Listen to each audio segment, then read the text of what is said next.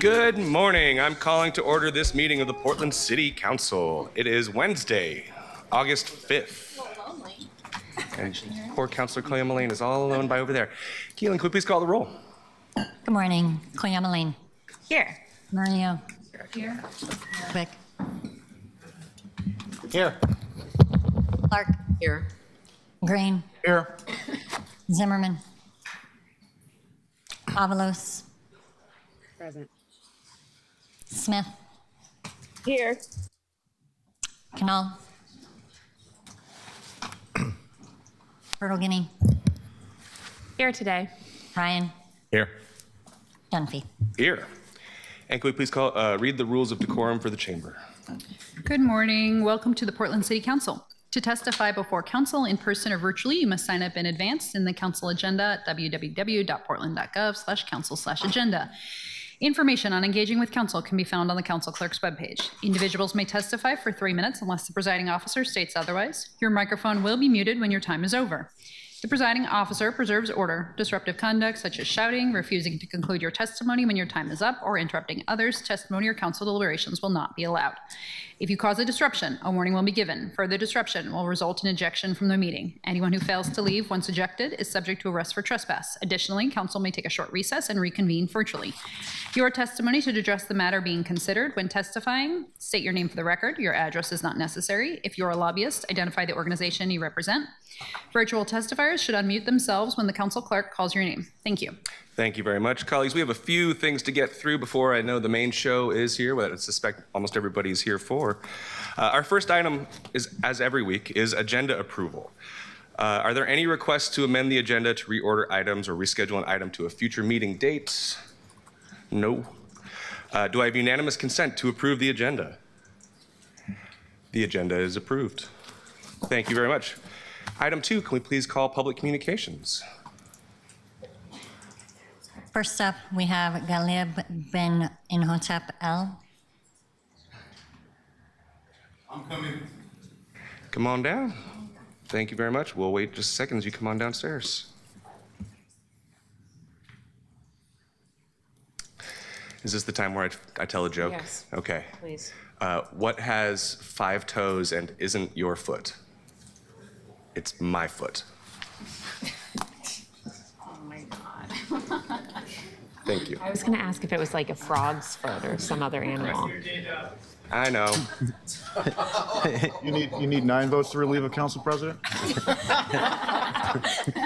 Mr. President, as someone with 4 toes in one foot and 3 in the other, I must take offense at your toeist. Apologies, Councilor Novick. Welcome, sir. Introduce yourself to the record. You're welcome to share your pronouns, and you have 3 minutes. Hello. Good morning. I am Galib Ben Imhotep El, and I'm domiciled in District 4. As someone who regularly attends these meetings and other committee meetings as well, I have consistently sought to bring about sustainable, constructive solutions to this chamber.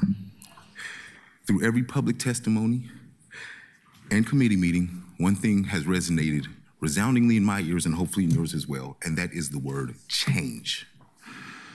Today, I am formally offering my services to the City of Portland as a candidate for the change management position that may open up in the Bureau of Planning and Sustainability, if it ever becomes available or if it has already. Based strictly on traditional credentialing, I possessed some college education, no actual degree as of yet. I have an NCCR certification, which means that I'm pretty good with construction, even though my real-world experience in construction is much more impressive than just the NCCR certification. I also have an OSHA 10 certification as well. You will also notice that I have served 6 years in prison for a felony DUI, a tragic event where I lost someone that was like a brother to me. Not any one of those events or any combination of those events defines who I am as a person and what I bring to the table. I have an extensive skill set. Portland has sown a transformation in me, a lived, real-world experience of change, structural adaptation, transparency, and complete and total accountability. To truly lead change within any organization or municipality, one must understand what it means to rebuild from the ground up and have actually done the work within themselves first. The fruits of that transformation, I would be remiss to deny Portland. And there is one saying in this situation that I think applies very well here. Use your heart, not your eyes. My complete packet, including my statement of intent, a verifiable background, and my contact details have been submitted to the clerk for your review. And I would ask respectfully that you direct my materials to the BPS leadership and human resources. A recommendation or two wouldn't hurt. Thank you for your consideration to a more progressive Portland. And just know that no matter what you choose or how I feel about that choice, I love you all unconditionally. Thank you. Thank you so much for being here. Also, perfect timing. Next up, we have David Gweither.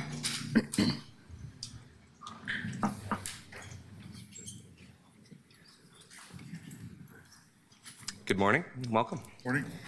Let's go ahead and introduce yourself for the record in 3 minutes.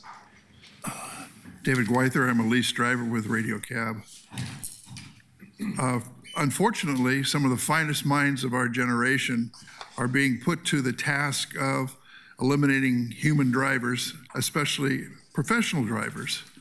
And that is very sad. They could be curing cancer. No, they're trying to get people out of jobs so that the billionaires who control Waymo and the other autonomous vehicle companies can make even more money. Anyway, the safety comparisons are very interesting to me because they generally don't take into account professional drivers. They say human drivers. Well, that's true, but professional drivers are vastly better, and human drivers have a lot of flaws, especially between 11 at night and 3 in the morning, when 90% of the drivers on the road are impaired either from drugs, alcohol, or lack of sleep. And the police came up with that statistic. What we're facing now is a situation where the city is looking at sanctioning a group of very well-financed, non-human driven vehicles to take over the taxi business. Now, they have invested billions of dollars in putting this company together. They're not coming here to take 5 or 10% of the business or even grow the pie, so to speak. They're here to make incredible amounts of money, which I don't know where they expect to get it from. One of the problems with the safety aspect is they don't take into account the distraction that their vehicles cause by just driving around. When they stop, moving them is virtually impossible for the fire or police. Towing them requires special equipment, and the monitors are in the Philippines. So hopefully somebody has those on a speed dial at PBOT to get them to move the vehicles if they decide to stop at a fire hydrant or in the middle of an intersection or wherever they stop. The other side problems, collateral damage, is public transit. They can come in at almost zero costs to the consumer, cut into public transit, which they have in most of the other cities that have been brought these vehicles in, and that hinders our public transit considerably. All of the other cities involved have sales taxes, so they have a chance to recoup some of the costs. And they also have high-tech bases. Austin, Texas comes into mind, where even though the human drivers are 4% better, human professional drivers, they still have an active autonomous vehicle group because of high-tech. Thank you for your time. Thank you so much for being here today. Next up, we have Jennifer McMillan. Good morning. Welcome. Go ahead and introduce yourself for the record. You're welcome to share your pronouns, and you have 3 minutes. Jennifer McMillan, representing AFSCME Local 3135. Thank you. Go ahead. Good morning, Chair and Councilors. For years, my 2 children and I have lived in Home Forward's public housing. Now I am a homeowner. For the last 15 years, I have worked for Home Forward, and I am currently a Policy and Quality Control Coordinator. I am also have the honor of representing AFSCME Local 3135, which is the voice of more than half of the employees at Home Forward. As union president, I have publicly spoken about concerns regarding Home Forward's leadership. These concerns are real, and our members have called for greater accountability and meaningful change. We have been through a difficult period, and important work is still ahead. Our union has begun working with Michael and Chair Kim. We are encouraged by their willingness to engage with employees and address long-standing challenges. Our expectations have not changed. We will continue to advocate for accountability, transparency, and strong leadership.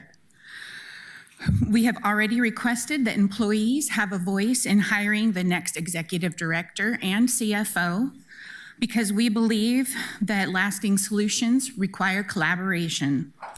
We are also encouraged by the efforts that are underway to address issues such as safety in our communities, work that we believe will have a meaningful impact on both our residents and staff. Many of you have been asking difficult questions of Home Forward, and that oversight is important and accountability matters. But I also know what Home Forward can accomplish when it has strong leadership and effective governance. I am living proof that the opportunities the agency can create, and I remain committed to helping it succeed. That is why I've taken time off of work today to speak to you today. For more than 6 months, the Board of Commissioners has operated without a full board, with most vacancies existing even longer. No commission can be at its best when 1/3 of its seats are vacant. Every vacancy represents another voice missing from the conversation, another perspective absent from important decisions, and one less commissioner providing oversight and accountability. A full board isn't simply about filling positions, it's about strengthening governance at a time when Home Forward needs to rebuild trust and address significant challenges. Today, I respectfully ask you to move forward with the appointments for the Home Forward Board. Filling these vacancies is an opportunity to strengthen governance, support accountability, and help Home Forward continue the work of rebuilding confidence and delivering on its mission. Thank you for your time, your service, and your consideration. Thank you so much for being here this morning. Next up, we have Jacob Schnorr.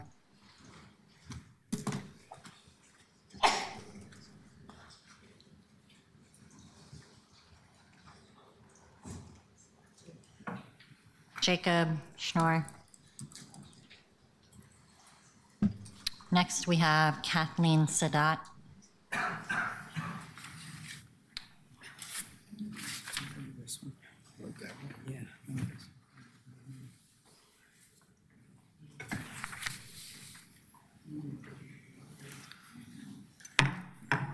Good morning.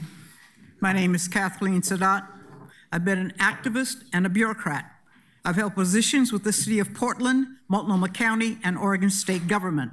I have been involved in advocating for people of all colors, women, poor people, the disabled, and along with Keystone Lowry, I hope to craft our city's civil rights ordinance protecting the LGBTQ plus communities. That's enough. I only have 3 minutes. I'm here to express my feelings and present recommendations regarding the way I see our Portland city government members treating one another. I am angry. I am frustrated. Seeing the name-calling, slights, and disrespect, I am confused. I present my thoughts without identifying any individual as being responsible for my angst because I consider each and every one of you to be responsible for the overall functioning of this council. There is a difference between advocacy and governing. We elected you to govern. We hired you to set policy and facilitate change. We want you to work together without recreating in Portland what we currently see at the federal level. Please keep manifestations of your personal likes and dislikes out of council chambers. They are not the business of the people.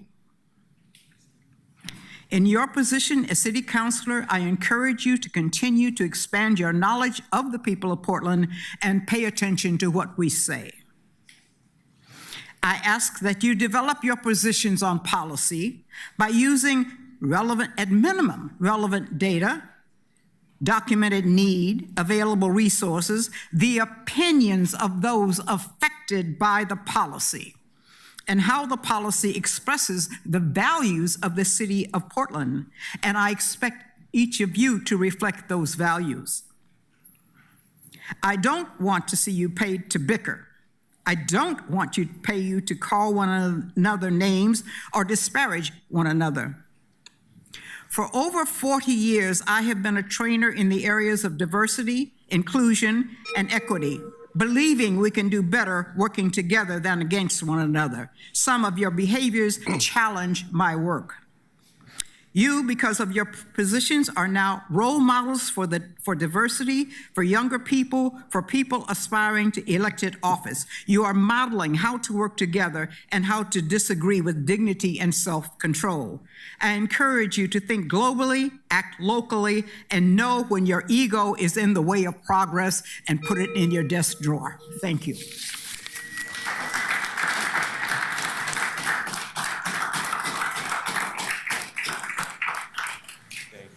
Very much.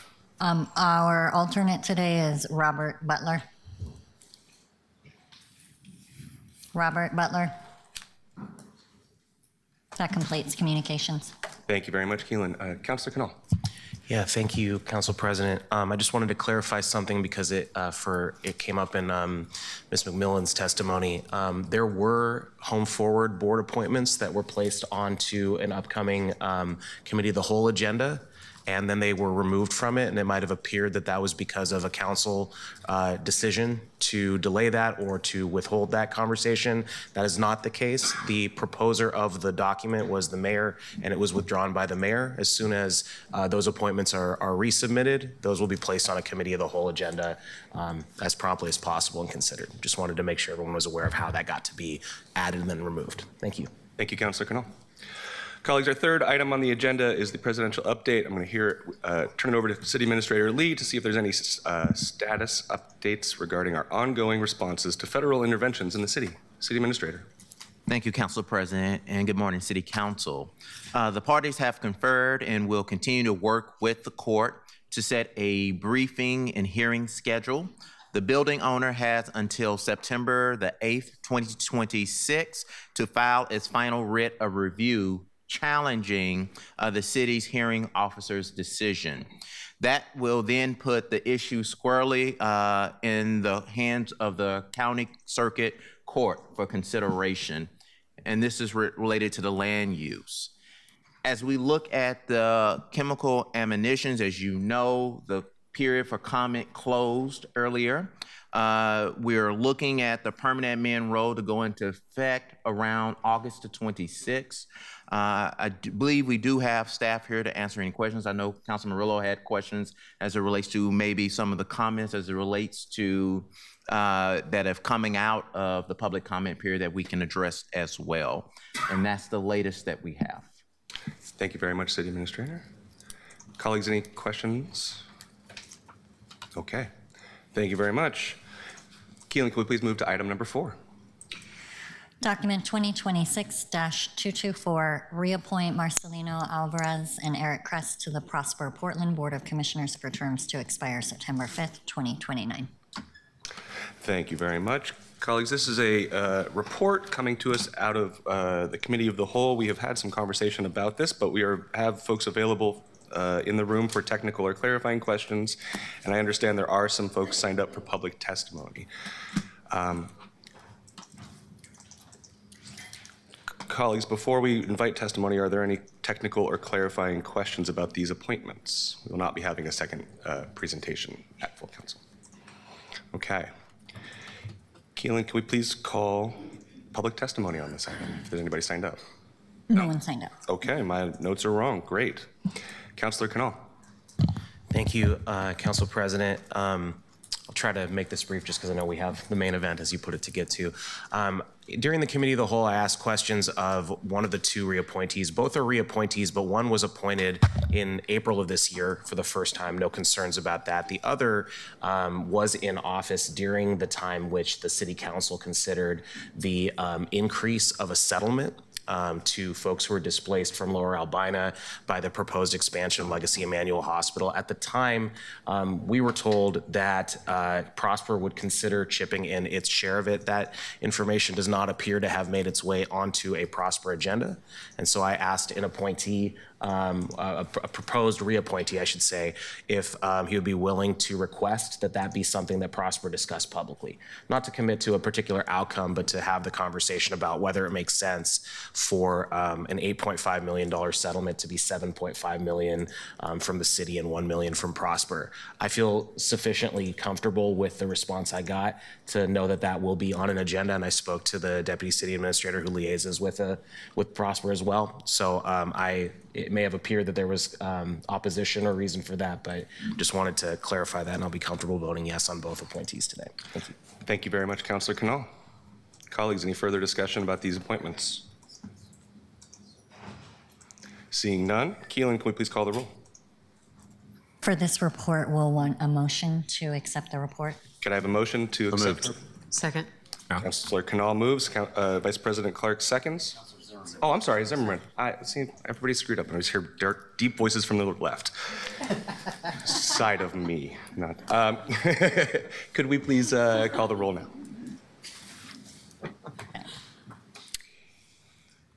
Okay, so for this report, moved by Councilor Zimmerman, seconded by Clark. Cleameline. Aye. Murillo. Aye. Novick. Deep Voices from the Left is a great book from the 1930s, by the way. Aye. Clark. Aye. Green. Aye. Zimmerman. I'll sign it for you, Novick. Aye. Avalos. Aye. Smith. Aye. Canal. Aye. Bertolini. Aye. Ryan. Aye. Dunphy. Aye. The appointments are confirmed with a vote of 12 ayes. Thank you very much. Can we please call item number 5? Document 2026-280, authorize a non-binding term sheet with Rip City Management LLC and Trailblazers Holdings LLC outlining the terms for Moda Center arena renovations, operating and lease agreements that will keep the Portland Trailblazers playing in Portland for at least 20 more years. Thank you. Colleagues, before us today is a term sheet for the negotiation of a 20-year operating lease on the Moda Center between the City of Portland and the Portland Trailblazers. But for the sake of the public, I think it is important to ground us in this moment in time and the unusual circumstances we find ourselves in. We started this process with an understanding that on August 12th, you all would be voting on a negotiated term sheet that represents a general agreement between the city, state, Rip City Management, and the NBA. The term sheet that has been filed for your consideration has not been subjected to back and forth negotiations. It was drafted by the city's legal and negotiating team to reflect a reasonable starting point that reflects requirements contained in SB 1501, negotiated with Rip City Management, important benefits for Portland, and the outcomes that councilors have said that they would like to see addressed. After sharing a first draft with Rip City Management, we expected that there would be some official back and forth. Had that happened, staff would be bringing council trade-offs and identifying openings. We would be having a meatier conversation about what is possible with our negotiating partner and what we want to prioritize within the window of possibility. But that did not happen. We were glad to have our friends from the Blazers join us in the work session last week. But as to the question of what the Blazers want to see in this term sheet for the future of the team in Portland, we are still waiting for the team to engage. The term sheet has been broadly acknowledged for what it is: a reasonable first draft that demonstrates that the city wants to keep the Blazers in Portland and maximize public benefits through long-term partnerships and public investment. The final lease agreement in December must build on that. It must be more comprehensive and describe what the future of the Moda Center looks like and what it means for Portland. To be clear, Portland City Councilors are not the city's negotiators. By charter, the mayor and our negotiating team are under his authority, and they are the negotiating body of our government. City Council's task is to give advice and consent on terms negotiated by our city team, the joint authority with the state and the Portland Trailblazers. Importantly, via our power of the purse, we must formally approve this and any negotiated deal that commits public funds. We have always called this a middle-of-the-bat proposal, and I'd agree. In some ways, this opening proposal looks more like what we'd expect to see at the end of a negotiation than what some of us wanted to see as a first proposal. Anybody who's been following this conversation can see that the compromise is already built into this sheet. Our good faith and discipline is something to be proud of, balanced with recognition that there is absolutely more that we could be asking for. So to that end, today, we will hear testimony from invited panelists and from the public on this term sheet. We expect it to take the full day. Tomorrow, we will return as a body to discuss what we have heard before returning next week for a final vote. Last week, this body went through the term sheet in detail. There have been some minimal adjustments since that time. In the service of time and to ensure that everyone who has come here today has the opportunity to speak, I'd like to move now to hear from our invited guests and from the public. There are also, as I understand it, some amendments that are being proposed. I'd like to recognize councilors not to introduce them, but to explain them.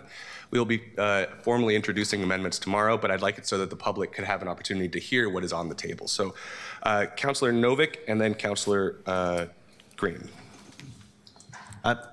Thank you, Mr. President. And I have three amendments. One is to raise the ticket revenue user fee from 6% to 7%, with the additional percent to be spent as the city sees fit. Another is to state that the city gets 100% of non-Blazer event parking revenues. And the third would be to ask the Blazers to commit that they will continue to make $2 million a year in charitable donations to the community through the Blazer Foundation. Thank you, Councilor Novick. Councilor Green and Maria. Yeah, thank you. My amendment does two broad objectives. The first is to add clarifying language about the duties and authorities of the joint authority that we will be establishing by the term sheet to provide both a role for council to appoint someone, but also to remove someone, to have more accountability over the process, and to make sure that they know that they're supposed to be approving expenditures that are in the public interest. So that's the first piece. The second piece strikes whole cloth the post-renovation contribution over the course of 20 years, keeping more free cash flow for the city to choose to invest in the Moda Center if it wishes, but not encumber that entirety, which lowers the overall exposure to the city of Portland to 120 million, not 400 million. And then there are some edits in the financial impact statements side of the resolution itself that strike claims that are unsubstantiated in the 2023 economic impact analysis. So that's what the amendments do. Thanks. Thank you, Councilor. Councilor Marie, did you have anything? Thank you, Council President. I have two amendments that I'm bringing forward. The first one is Murillo 1, and it says that 30 days before the council votes on a formal definitive document or any ordinance that authorizes city bonds, basically anything that has to do with the city committing financials, that we have to get information about how those funds are going to be used and the potential impacts on our city funds moving forward. So one of the things that I specifically listed is if we're going to be bonding, how that's going to impact other projects that council has already approved, like SIP, the Sidewalk Improvement Plan, because obviously there's only so much of that we can do. The second amendment is just about, the second amendment is about street pricing and just making sure that when folks are attending the Moda Center, it's just part of a fair deal that they're going to be able to get regular street pricing for any of the food or things that they are purchasing there. So the First Amendment is just going to be an analysis of the opportunity costs that the city will have if we commit to any funding or do any bonding, and that the administration would have to provide us with an analysis of how that would impact other projects that we've already approved. Thank you. Thank you, Councilor Murillo. I have two colleagues in the queue. Is it also for amendments, Councilor Smith?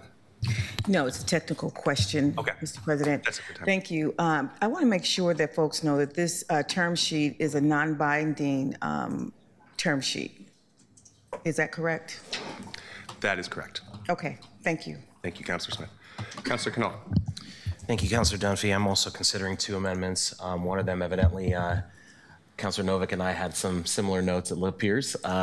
One is to increase the user fee to 7%, but it also includes an increase in the property tax offset from $3 million to $4 million a year and from 5 to 7% in the escalator. So that's three components of a single amendment.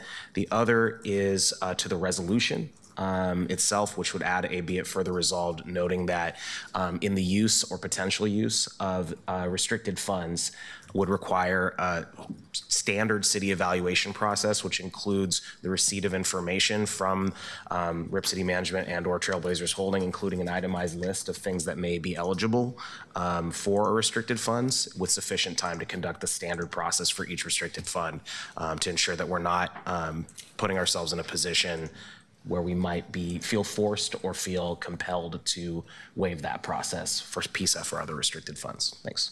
Thank you, Councilor Knoll. Councilor Murillo? Just to add an additional clarifying question, while the term sheet is non-binding, what we move forward with here today is what our city team can negotiate based on, correct? Correct. So anything that is in this term sheet moving forward are the only things that our negotiating team is going to carry out for us. Okay, thank you, Councilor Murillo. Councilor Avalos. I guess I do have one more follow-up on that. Yes, I understand that that is essentially the ceiling, right? The term sheet is the ceiling, and that is what the negotiating team believes they have authority to do. But if there are opportunities along the negotiation where maybe, you know, the Blazers say, oh, actually, we don't want this thing that we actually want, does the negotiating team feel like they will be able to pursue like better terms on our behalf? And I don't know how you define better, which is why I'm asking. I'm trying to understand how they are going to be, what they feel their limitations are entering the negotiation with what we approve. So I will turn it to the city administrator, but I will also just say that my understanding is the negotiating team, we are empowering them to go and if there is a requirement for additional terms or things where, for example, if something on this term sheet is simply unworkable with the Blazers, but there is a different path forward, that they will be able to come and provide more with us. And City Administrator, you can help from there.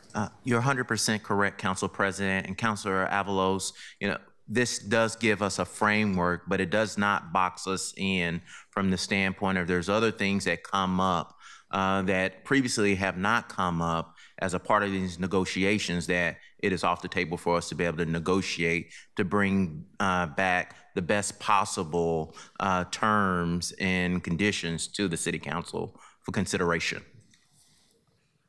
And a follow-up on that is, and we don't have to talk about it right now, but maybe a question for you to think about and help find a solution.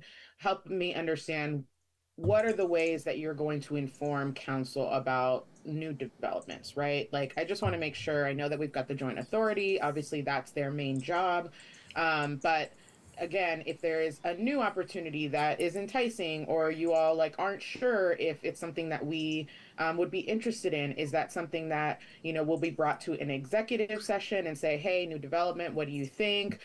Is it something where along this, between now and December, council can or should update this term sheet, or update, maybe not the term sheet, but the resolution, or write another resolution? I'm just trying to understand from this point, because I know that we're trying to put our best foot forward with this term sheet. I hope that we can strengthen it with some of these amendments, but I just want to understand, what are the other places you believe council will be able to give more feedback along the way? If there's any changes or things that we need to have council to take under consideration, that would be done in executive session for negotiation terms to give us consensus on where the council is wanting us to proceed with negotiations with the Trailblazers. And Councilor, as council president, I think it is my responsibility to ensure that councilors are not surprised by something that arrives on their desks in December. The public deserves to understand where things are going, and the councilors deserve progress updates as we receive them. So I will be ensuring that this council continues to get good information. Thank you. And I'll just say to end, the reason I'm trying to put this on the record as well is, you know, depending on where we land on these terms, I want to know if there are going to be chances for us to maybe propose other things, or again, if there are new developments that arise, that we will have some flexibility or some authority to say, hey, yeah, let's take on this opportunity. So that's why I'm planting this and getting clarity. But I appreciate that it sounds like we will have space in exec session to hear along the way. And my request is that we be very consistent, and that we urgently get updates to council. Thank you. Thank you, Councilor. Yes, absolutely. Councilor Perfettini. Thank you, Council President. I just want to put a finer point on the conversation that Councilor Avalos was just having. I think it was important because we are two different perspectives on what this term sheet means. Should we and should the public see wherever we end up when we do a final vote as what the council and the city through us is saying seems like a fair proposal, since to your point, we didn't get feedback, but certainly not the ceiling in what we can do. And I ask it that way because I know in some negotiations you come with your first offer, the other side comes with their first offer, and you work closer together. But it seems from what we've heard that this is going to be a more fluid process than that. Is that accurate? That's my understanding, yes. Okay, thank you. Thank you, Councilor Perfettini. Okay. To start us, we have a panel, a number of panels of invited testimony. And so I'm going to be calling up our invited testifiers, and then we will move to public testimony. And that will be our entire show today, as we are going to be hearing from all of you up and until we run out of time. So to start, I'd like to invite up Mike Thelen, Victoria Lara, and Karis Stardemeyer Phillips from the We Are Rip City Coalition to kick us off.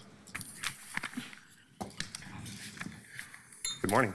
Good morning, Council President Dunphy and everyone on the council. Good to be here.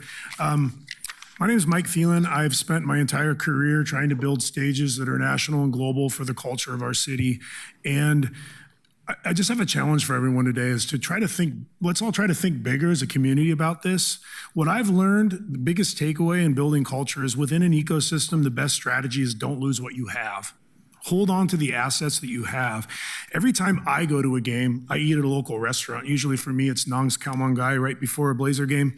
Every game, I'm one of 20,000 people doing the same thing. Restaurant, bars, music venues, and yes, sports team are all part of this ecosystem.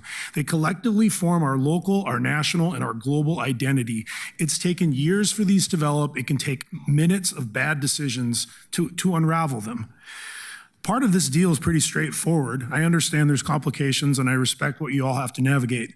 But the city needs to make an investment to unlock $365 million in state funding bonded directly against the revenues of the team, money that doesn't exist without the team being here in Portland. That's so lost from the dialogue often in the public. I'm having a hard time understanding why that isn't a good deal. I also want to challenge us what this could do if we don't get it right. Will it derail other momentum?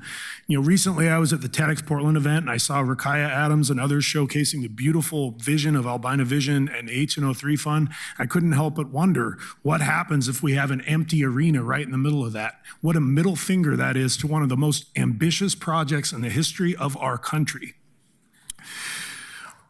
As a city, we don't control both sides of the deal, and I think sometimes it's a waste of time trying to guess what others are thinking or what their intent might be. It's not our job. Our job as a city is to look back and say that we took care of everything that was within our power, and that we showed up for our city and for everyone collectively working to make it a better place, because this is so much bigger than a team. We all know Blazers are 20% of what happens at the Moda Center. There's the fire, there's concerts. It's bigger than concerts, it's bigger than a building, it's bigger than a neighborhood. It's about the future of our city. It's about a signal and a direction that shows that we're able to do things that contribute to a much, much larger vision.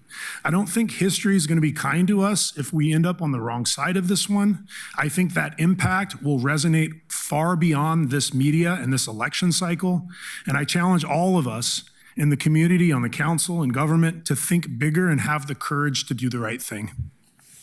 Thank you. Hola, buenos días. Mi nombre es Victoria Lara, and good afternoon, Mayor and councilors. For more than 25 years, I have dedicated my life to helping build a Portland where families thrive, small business succeed, and every community member feels like it belongs. I'm of indigenous, and I came from Mexico almost 30 years ago. That's why I accepted the honor of serving as one of the co-chairs of We Are Rip City. But today, I want to speak from my heart. Do you know, as a business owner or community leader, I want to speak to you as a mom. My son, that's here, and he's gonna testify too, grew up in Portland, and like so many kids, he celebrated victories at the Moda Center, attended graduation, concerts, and community events. One of those events is El Grito Portland that I have organized for the last 20 years. It's a free event for everyone every September 15, and is the largest Latino event in the Pacific Northwest. It's not just parties and mariachis and tequila. It's a platform for free resources for a lot of families. We get 10 to 15,000 people there. And every background, language, and neighborhood come together in one place. Every time we walk through the Moda doors, my son Israel, he sees everything powerful.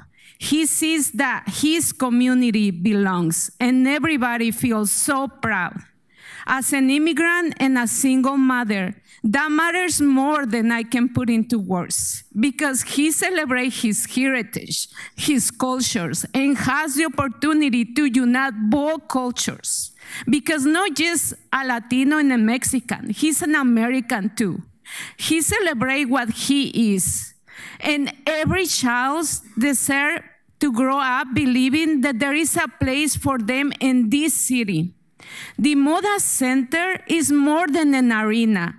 It's where memories are made for us, for my son, where dreams begin for businesses, because we support and have support thousands of businesses.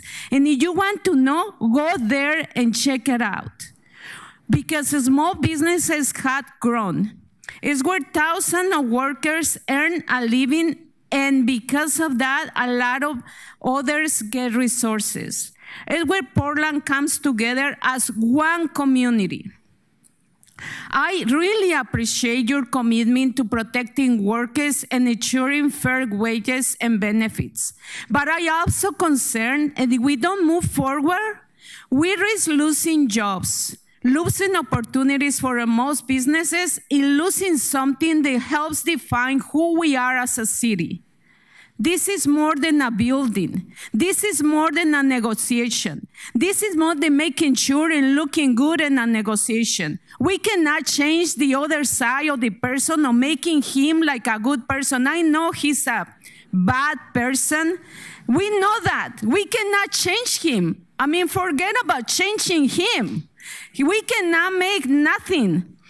Trying to do something that we cannot change is insanity. What we can do is look for Portland and fight for Portland and what it is.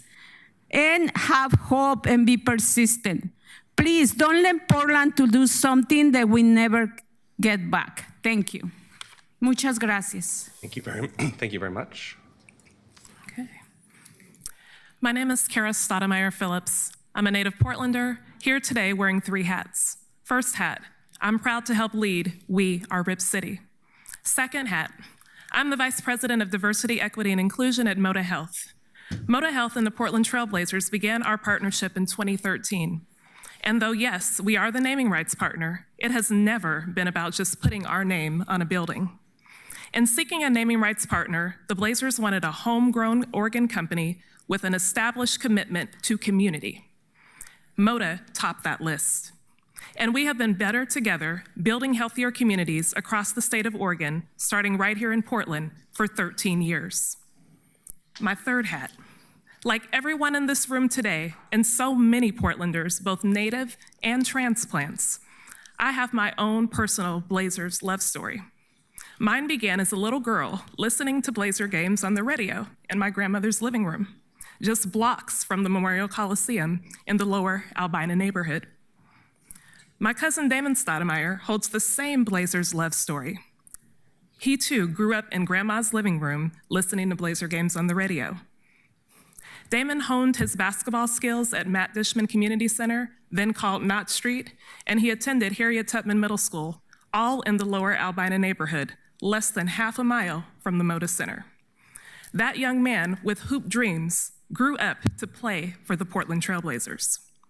In our city of roses, roses do grow and bloom past thorns, and dreams do meet reality. So I ask each of you today to do 2 things. First, think about the economic vitality that the Moda Center brings to the entire city, peaking during the Blazers season. And second, recall your own personal Blazers love story. It may be one of triumph, it may be one of heartbreak, but it is your story, and you remember it, and you love it. Every Portlander, for generations to come, should have their own Blazers love story too. I look forward to one day taking my grandchildren to Blazers games, just blocks from grandma's house, and telling them about their cousin, Damon, and watching them fall in love with the Blazers, hometown hero, and our team again. As my shirt says, Rip City runs deep. It runs deep for all of us. Thank you. Thank you all so much. Next, I'd like to invite Claire Hamill, President of the Portland Fire, Kathy Keithley, President of the Gresham City Council, and Rosetta Vanatucci with the IATSE Local 28.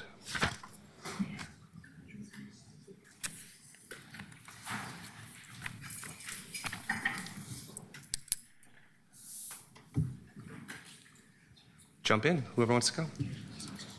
Okay, I'll jump in. Mayor Keith Wilson, councilors, my name is Claire Hamill, and I am president of your Portland Fire. I'm here to speak about what this Moda Center renovation means specifically for the fire and for the future of women's professional basketball in this city and region, and urge your support for funding this renovation. First, some context about who you're investing alongside in Raj Sports. Raj Sports are the owners of Portland Thorns and the Fire, and they're making a substantial investment in this region. First, we invested in the purchase of the Thorns and the Fire, and now we're building the Kaiser Permanente Performance Center, which is soon to open, a $150 million privately funded, first of its kind dual sport training center for the Fire and the Thorns. Additionally, we've added more than 150 high-paying net new jobs, in addition to hundreds of construction and day game workers we employ at the Moda Center. That's new economic activity flowing into this region and this state today from an ownership group actively growing its footprint here. Now the building itself, the Moda Center. The Moda Center hasn't been meaningfully updated in 30 years. It was designed decades ago around a single tenant. The Moda Center isn't just home to our teams, Blazers and the Fire. It's where this city hosts concerts, major events that draw people from across the region. A first-class arena, a modern Moda Center, as we call it, is part of what brings these events here. And it builds civic pride and economic value beyond any single franchise. Now back to what I know best, basketball. The current locker rooms, or as we call them, the dressing rooms, training and medical facilities, player amenities, were not built to support a second growing franchise, let alone a women's team competing for talent in a league where facility quality increasingly shapes where players choose to sign. That's the equity piece we ask you to hold on to. The renovation is a chance to build the Fire facilities at the Moda Center to a genuine first-class standard from the ground up, just like we are doing with our $150 million investment at the Performance Center, not an afterthought squeezed in later. Equitable access means a new framework where women athletes get the same treatment as their male counterparts, full stop. The arena standards in the WNBA are comparable to the arena standards in the NBA, not lesser standards. These renovations are needed for our collective future in the Moda Center. We are an ownership group investing, hiring, and building in this community. We urge you to move forward with clear commitment to equitable facility design and help us make the Fire's return to Portland even brighter than it already is. At Raj, we believe Portland is the global epicenter of women's sports. We're building that investment every day, and we ask you to join us. A vote to fund the Moda Center renovation will send a message loud and clear. Portland is the epicenter of women's sports. In a few weeks, we are hosting our second Epicenter Women's Global Sports Summit. We will close that week with a Fire game against the Washington Mystics in the Moda Center on August 23rd. Join us and see what an investment in the Moda Center could do for Portland and Oregon and for women's sports. Thank you for your time. Thank you very much. Good morning, President Dunhee and members of the Portland City Council, Mayor Wilson. Thank you all for allowing me to speak today. I am here on behalf of Gresham City Council and Mayor Travis Stovall. I'm not here to tell you how to do your job. As a fellow policymaker, I know these decisions are rarely simple. Every major public investment requires balancing competing priorities while protecting taxpayers, and all of us take that seriously. I'm simply here to say that our region is rooting for you to find the right deal. For more than 50 years, the Portland Trail Blazers have been part of what it means to be an Oregonian. If you're anything like my family, being a Blazers fan has meant celebrating incredible highs, enduring some tough seasons, and always believing next year might be our year. That's a lot like life. I still remember taking a picture with Bobby Gross, which dates me, and I still have an old Clyde the Glide t-shirt. Those memories are not unique to me. They are shared by generations of Oregonians. Rip City isn't just a slogan. It's a part of our identity. The Blazers and the Moda Center are also an economic anchor for the entire region. They support thousands of jobs, bring people into our downtown, drive tourism, and create opportunities that extend well beyond Portland's borders. And today, with these comments, it's not just about the Blazers. The Moda Center must be reinvented for all of the other uses that we have. In many ways, though, their success is our region's success. We also know Oregon's tax structure makes decisions like this especially challenging. I don't envy the responsibility before you, but I deeply respect it. Each of you were selected to ask hard questions, weigh the facts, and make thoughtful decisions for your community. That is exactly what we hope you will continue to do. Over the last several years, our region has heard plenty from critics and cynics, but they won't write Oregon's next chapter. You will. And I hope we can look back and say this generation of leaders found a way to preserve one of Oregon's defining institutions for the next 50 years. On behalf of the City of Gresham, thank you for your leadership. Thank you for your service. May you find the deal that honors both the ledger and the legacy, so that Rip City's next chapter is written not in doubt, but in a shared belief. Thank you. Thank you both for being here. Rosetta is attempting to get online. I'm not sure if she's there yet, but I'll call the next three, which are Yasmin Ibarra with SEIU Local 49, Winta Johannes with Albina Vision Trust, and Terry Johnson with the Boys and Girls Club of Portland Metro. Come on down, introduce yourself for the record, please.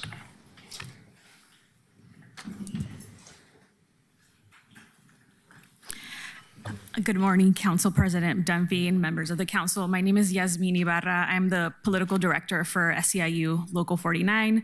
Our union represents over 15,000 service workers that are janitors, security officers, and other industries, including the 50 janitors who currently clean the Moda Center.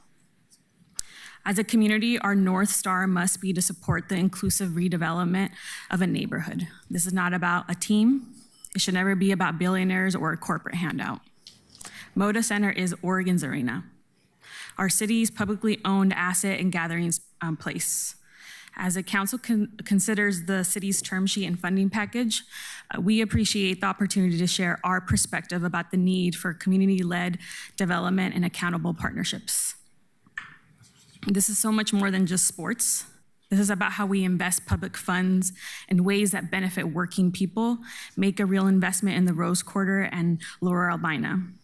Any negotiation should be framed by what workers and the neighborhood get, including job standards and preferences for small and local businesses, not just the project's price tag. SEIU and the Oregon labor movement look to you and other elected officials to ensure that this process centers working people and creates good jobs, high-road jobs at every stage of the project. The city of Portland has the opportunity to be a model for how a city raises standards for janitors and security officers who will maintain and protect this publicly owned asset for decades to come.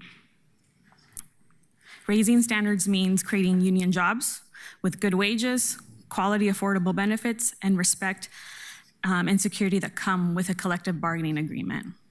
Today, you'll hear directly from two of our members whose lived experiences show exactly what those standards mean in practice.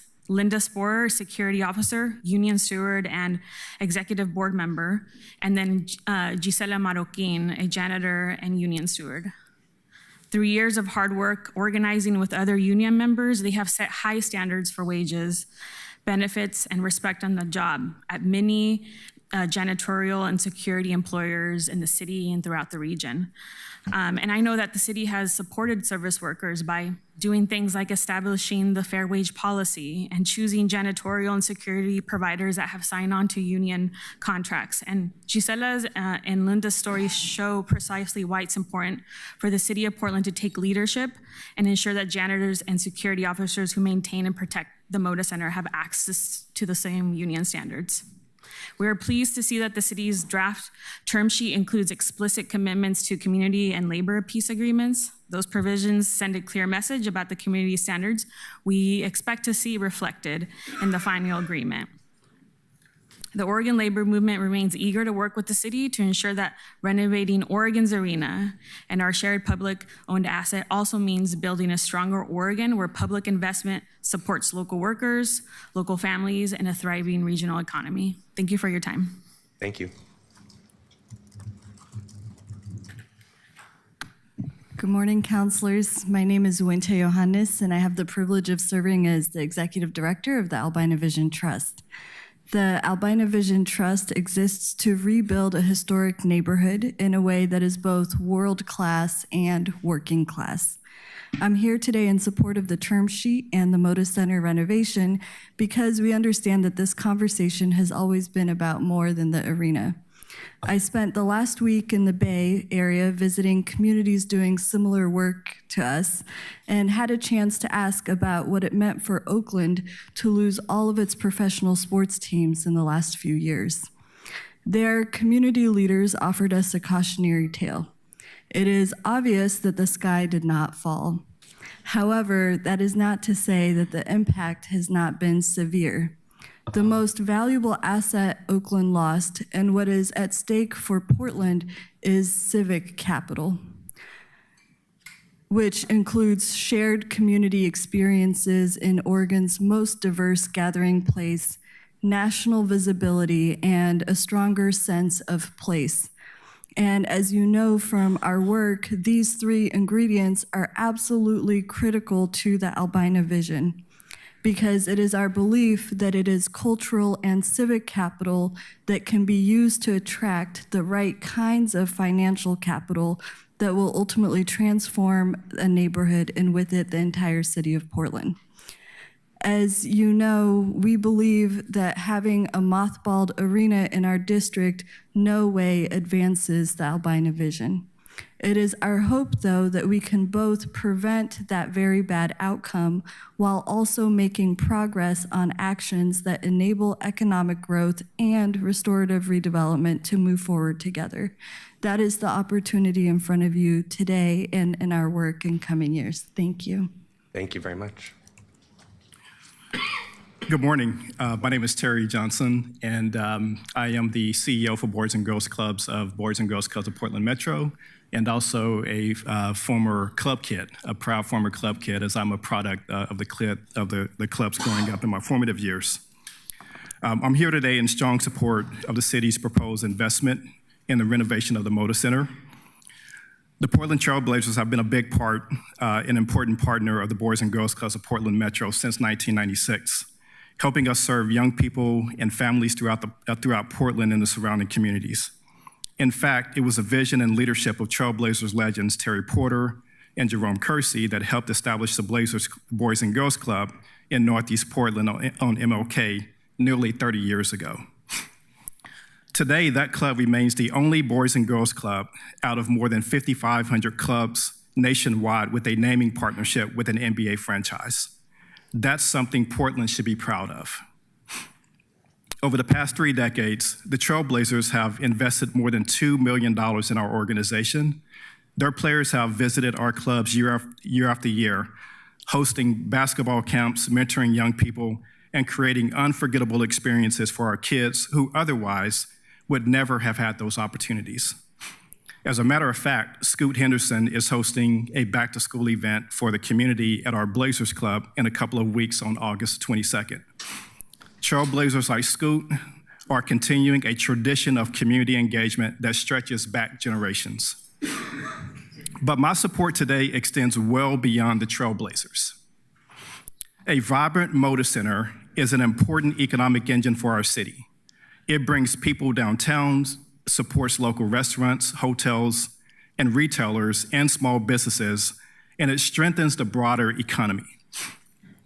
Those businesses in turn become donors, sponsors, and partners for nonprofit organizations like ours that depend on private philanthropy to serve children and families.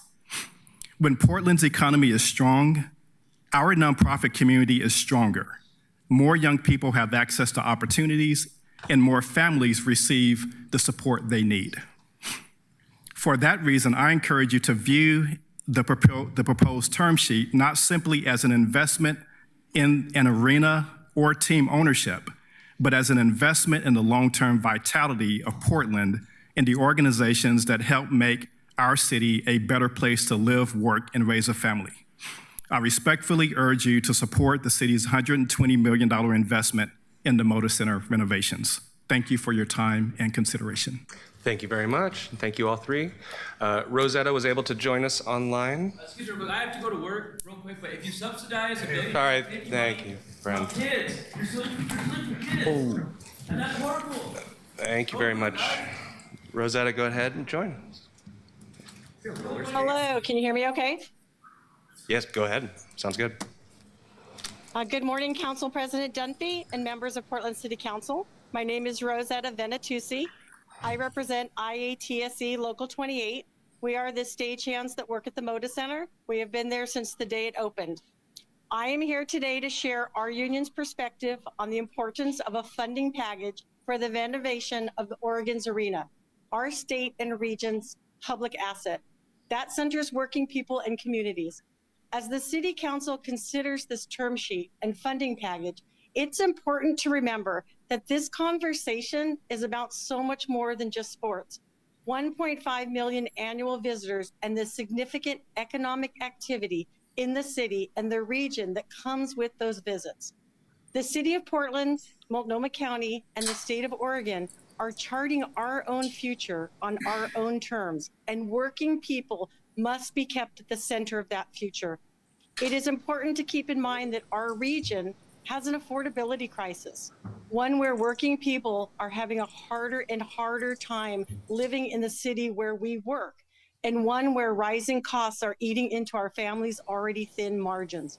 This points decisively towards the need to ensure that any public investment in a publicly owned arena like the Moda Center must be done in a way that guarantees that jobs that are created are uplifted, are quality, local jobs that our region can be proud of. We are there for every show. We have over 200 people there right now at the Moda Center loading in Benson Boone. We need help with the arena. All the reservations are needed. This is not glitz and glamour. This is all things we need to continue work and to get more work in the future and to help our city. From the construction workforce that will build a remodeled modern arena to the jobs that sustain and protect the venue for decades to come. This project must raise our region's hard-won standards, not lower them. And that means creating good union jobs with good wages, quality affordable benefits, and the security of our collective bargaining agreements. The good news is that these types of standards and commitments for stadiums are common, and in fact, they are the industry standard on the West Coast and many parts of the country. By ensuring that jobs are created and maintained at the Moda Center are good family supporting jobs, the county is helping chart a path where our region's best days are ahead of us. We need the city, the state, and the county to all work well for all the humans. Thank you for this opportunity to share my testimony this morning. Apologize for the hiccups with the Zoom. I am over at Metro negotiating our P5 contract. Special thanks for all of you for taking care of us. Thank you very much. Thank you very much. Our last three invited testifiers are Jim Etzel from Sports Oregon, Megan Conway with Travel Portland, and Graham Trainer with the Oregon AFL-CIO.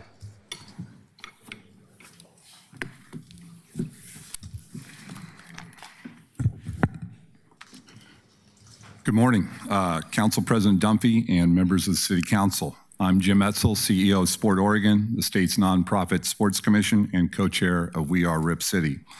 I'm here to ask the council to see the Moda Center for what it is, one of the largest pieces of shared economic infrastructure this region has, and the clearest test this year of whether Portland can compete for its own future.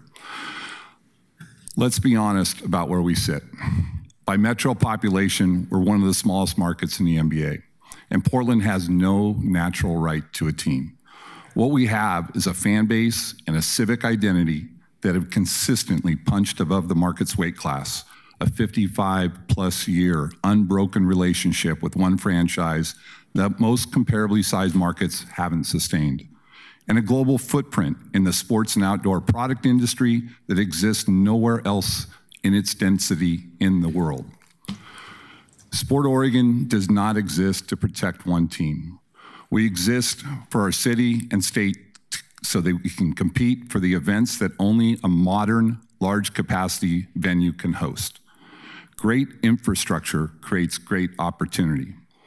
A modern Moda Center means we can continue to compete for NCAA championships, major concert tours, family entertainment, and other major events, including the Women's Final Four. Major events like the Final Four are awarded years in advance. We were awarded our 2030 hosting in 2022. But we are no longer being considered to host the biggest events because the arena has not been modernized. The most recent cycle to bid for the Final Four, we are not eligible because of the state of our arena in this current year. Being passed over now doesn't just cost us the next 3 to 5 years, it can cost us the next 10 to 15. A place like the Moda Center is more than economic. It's emotional, it's social, it's aspirational, it's inspirational. It's a place that brings our community together day in and day out. It unifies people from every background, whether you're from Rockwood, St. John's, Lentz, or Hillsdale, every neighborhood, every corner of Portland and beyond. We didn't have a choice in who bought the Blazers, but we have far more to lose in this than the team's new owner does. At the end of this process, the owner still owns the franchise here or somewhere else. I know that puts hard choices in front of this council in a process none of us asked for and none of us fully control. But I'm here to tell you it's worth it. If the Blazers leave, we will not get another major league team in Portland for the next 30 years, maybe not ever. Portland built a national reputation in sports and the sports product industry, not because it was the biggest market, but because it decided generation after generation to act like a market that can compete with anybody. Thank you all for your work and the opportunity to speak with you this morning. Thank you very much. Good morning, Mayor Wilson, Council President Dunphy, Vice President Clark, and the members of the council. I'm Megan Conway, CEO of Travel Portland, the city's destination marketing organization. Thank you for the opportunity to express the tourism industry's strong support for funding Moda Center renovations and keeping the Blazers in Oregon. The Moda Center is one of our most impactful year-round assets for drawing leisure, business, and convention travel to our region, and it's one of the largest multipliers for our tourism economy. Visitors spent $5.5 billion and created 35,000 incremental jobs in 2025 alone. Looked at through a tourism lens, there is much more to this story than basketball. Beyond infrastructure upgrades impacting sports franchises, a reimagined Moda is necessary for modern-day concerts demanding improved sound, rigging, and loading capabilities. In 2024, hotel occupancy in Portland was just above 60%. On 28 nights, events at Moda Center coinciding with conventions booking more than 1,000 rooms drove that occupancy above 75%. 26 Blazer games in the same year coinciding with conventions oftentimes increased occupancy by more than 20 percentage points. 5% of the 6% lodging tax on the city goes to the general fund. Increased occupancy rates drive compression that drives room rates and results in higher lodging tax collections for the city general fund. To have this conversation, we must also evaluate what's at risk without investment. The reputation of our city remains fragile. We know all too well the damage that occurs every time Portland is at the center of yet another negative news cycle. As a global asset, our position as one of only 30 U.S. cities with an NBA team puts Portland's current branding and name recognition in markets around the world at severe risk. The moment is now to show that Portland and the state's largest arena are worthy of investment. Please join our state legislators to guarantee the future of this marquee asset in the heart of Portland. Thank you for your time. Thank you very much. Good morning, Council President Dunphy, Vice President Clark, members of the Portland City Council, and Mayor Wilson. My name is Graham Trainer, and I'm proud to serve as President of the Oregon Labor Federation, AFL-CIO, representing over 300,000 working Oregonians in every corner of this beautiful state and in every sector of the economy. And we appreciate the opportunity to bring the voice of working people into this conversation about the funding package for the renovation of Oregon's arena, our proud public asset. As Council considers this term sheet and funding package, it's important to remember, as you've heard, that the conversation is about so much more than just sports. With 1.5 million annual visitors annually and the significant economic activity in the city and the region that comes with those visits, and the working people who make it all possible. From the skilled and trained construction workforce that will build a remodeled modern arena to the jobs that sustain and protect the venue for decades to come. The event and guest service workers who help you navigate the arena when you visit. The janitors and security workers, the concessions and food service workers, the audiovisual technicians and stagehands, the maintenance workers, to name just a few. This project must raise our region's hard-won standards, not lower them. And this begins with a two-part process. First, a requirement for a project labor agreement during the construction phase of the project, and two, ongoing commitments from the owners for operations and maintenance beyond construction, and we do appreciate the owner's existing letter of commitment to negotiate a project labor agreement. The good news is that these types of standards and commitments for stadiums are common. And in fact, they are becoming the industry standard on the West Coast and in many parts of the country. We've seen firsthand local, regional, and national examples showcasing that major sports and entertainment venues can operate successfully with clear expectations like these in place that cover all phases of a project. By ensuring that jobs created and maintained at the Moda Center are good, family-supporting jobs, the city is helping chart a path where our region's best days are ahead of us. And the labor movement stands ready to partner with you as you adopt a strong term sheet next week and as you negotiate a fair deal and a long-term future for the Moda Center that places working people and a community-led future for Lower Albina at its core. Thank you for your work and the opportunity to engage in this conversation. Thank you all very much. Thank you. That concludes our invited panel of testifiers. The time is currently 10:45. I'd like to give us a 10-minute break to go use the restroom and then come back, and we will spend the rest of our council hearing on public testimony. So if folks could please try to be back at 10:55. Thank you.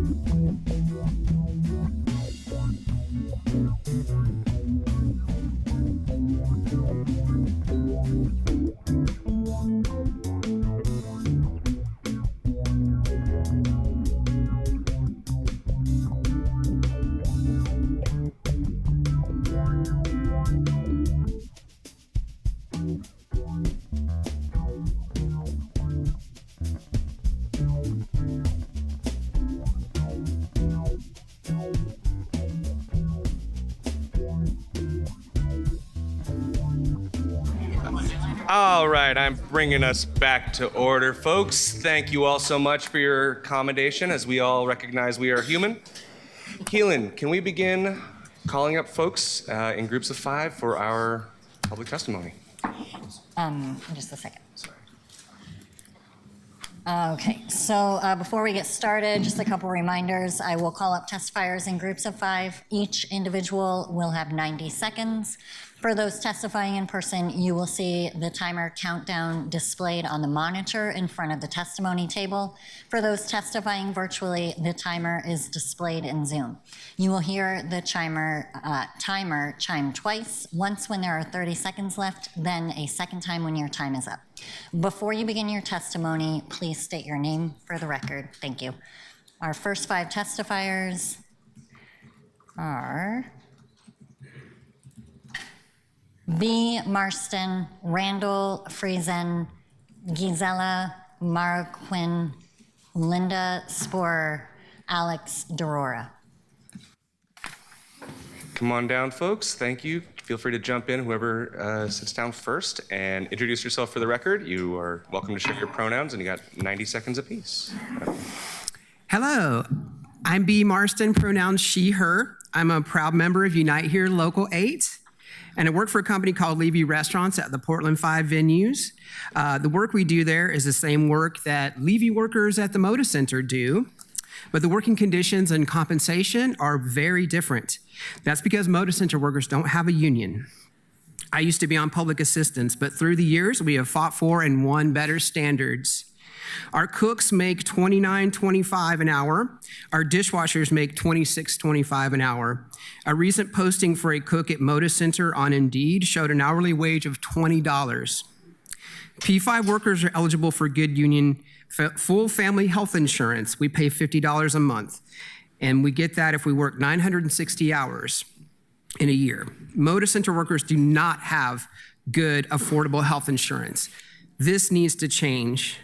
Our siblings at the Moda Center deserve better. I know this council agrees, and we thank you for centering workers as you make this decision. Thank you very much. Good morning, President Dunphy and members of the council. For the record, my name is Randall Friesen. I'm the Executive Director of the Columbia Pacific Building Trades Council. Our council represents over 20,000 building and construction trades professionals across the Portland metropolitan and Southwest Washington regions. We are proud the Blazers have committed to negotiating an agreement with the union labor for the renovation of this historic and vital project. With the passage of Oregon SB 1501 securing state funding for this project, the time is now to move expeditiously to help reach a deal allowing funding to be released for this project.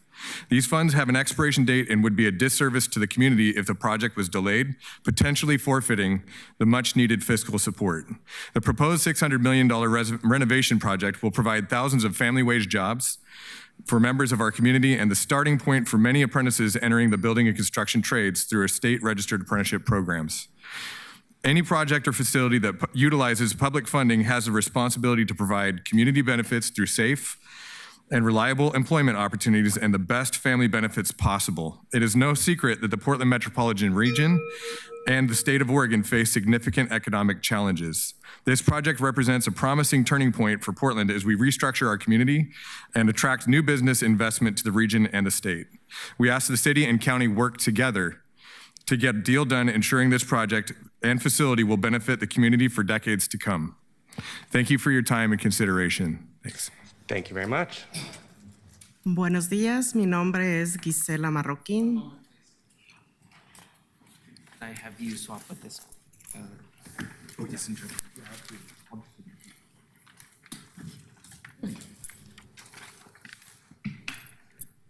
Thank you, friends.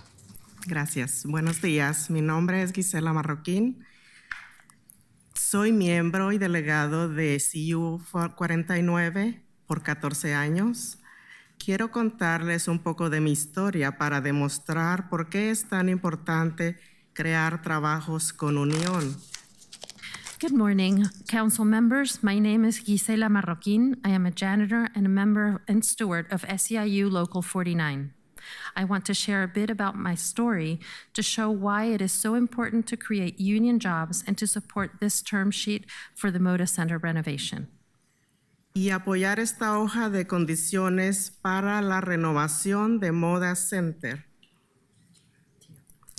Antes yo trabajé casi 7 años para una compañía de limpieza donde no teníamos unión. Solo me aumentaban 5 centavos por año y nunca llegamos a más. Solo gané $8 los 7 años trabajados. Yo no tenía aseguranza, no tenía protección de trabajo. Mis citas médicas eran muy caras, la medicina. Ahora trabajo para ABM de janitor y mi sueldo ahora es $22.25. Tengo aseguranza, no tengo problemas con mi aseguranza, tengo protección en mi trabajo. Hubo un tiempo me quedé encerrada en el elevador por 5 años por 5 horas en la compañía que no teníamos unión. Lo mismo me pasó en ABM. La otra compañía no me dio ni siquiera un I'm sorry. Yo salí hasta las 6 de la mañana por ayuda de un trabajador del edificio. Ningún supervisor, ningún de la oficina pudo atender mis llamadas. Lo mismo. Okay, sorry.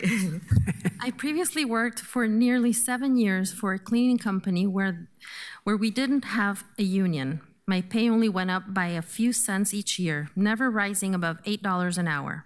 I had no health insurance and I had to spend a lot of money on medical appointments for my 4 children and myself. I also didn't like at all the way we were treated. Once, while working alone in a building in Hillsborough, I got trapped in an elevator from 1 a.m. to 6 a.m. I called the supervisor many times, but they never answered. When I finally managed to get out, my employer said nothing, not even "we're sorry for what happened to you." I have now been working for ABM, where we have a union, for 14 years. Just look at the difference that makes. I earn $22.25 an hour. That helps a lot now when everything is more expensive. I have good health insurance. I pay only $22 a month for 2 blood pressure medications, and we have grievance procedures that respect our rights. Es por eso es muy importante que Moda Center cree trabajos con aseguranza, buenos sueldos y protección en nuestros trabajos. Todos necesitamos la misma atención que cualquier trabajador. Muchas gracias. That is why we ask you to keep fighting to establish good jobs for everyone at Moda Center and to support this term sheet. We all deserve good jobs. Thank you for your time and attention. Thank you.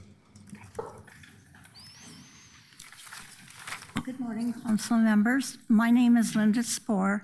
I am a security officer, executive board member of the SEIU 49. We support the current term sheet, which we think is a good framework to make sure any deal at the Moda Center is a good one for working people. Right now, security officers at the Moda Center don't have a union. That means they might have lower wages and benefits that security officers just blocks away. When I started working as a security officer 30 years ago, I didn't have a union. They paid us $9.25 an hour. There is no way you can get by on that. And they charge $300 a month for health insurance. We organized a union in 2012. I make $21 an hour now, and we have good insurance for only $80 a month. When I got breast cancer, it was affordable health insurance I got, the union that kept me alive and not buried in medical bills. Every worker at the Moda Center deserves a good job, fair pay, benefits, and respect. You can help make that happen by supporting this term sheet. Thank you. Thank you very much. Hello, my name is Alex Chirora, and I'm a concessions worker at the Moda Center. I work for the Trailblazers Contracted Food Service Provider, which is the largest food service corporation in the world. I have over 500 coworkers. First off, I want to thank City Council for putting forward a Moda Center funding term sheet that includes a labor peace agreement. Special thanks to Councilors Dunphy, Koyama Lane, and Pirtle Guinea for listening to Moda Center workers' concerns, and an extra special thank you to Mitch Green, who is in my district and has vocally supported a labor peace agreement. A labor peace agreement is a path to a union contract without threatening the public interest. We need a union for many reasons. Many of us are food and housing insecure, and many of us rely on city-funded food and housing supports. Unfortunately, the jobs do not allow us to work ourselves up out of our situation.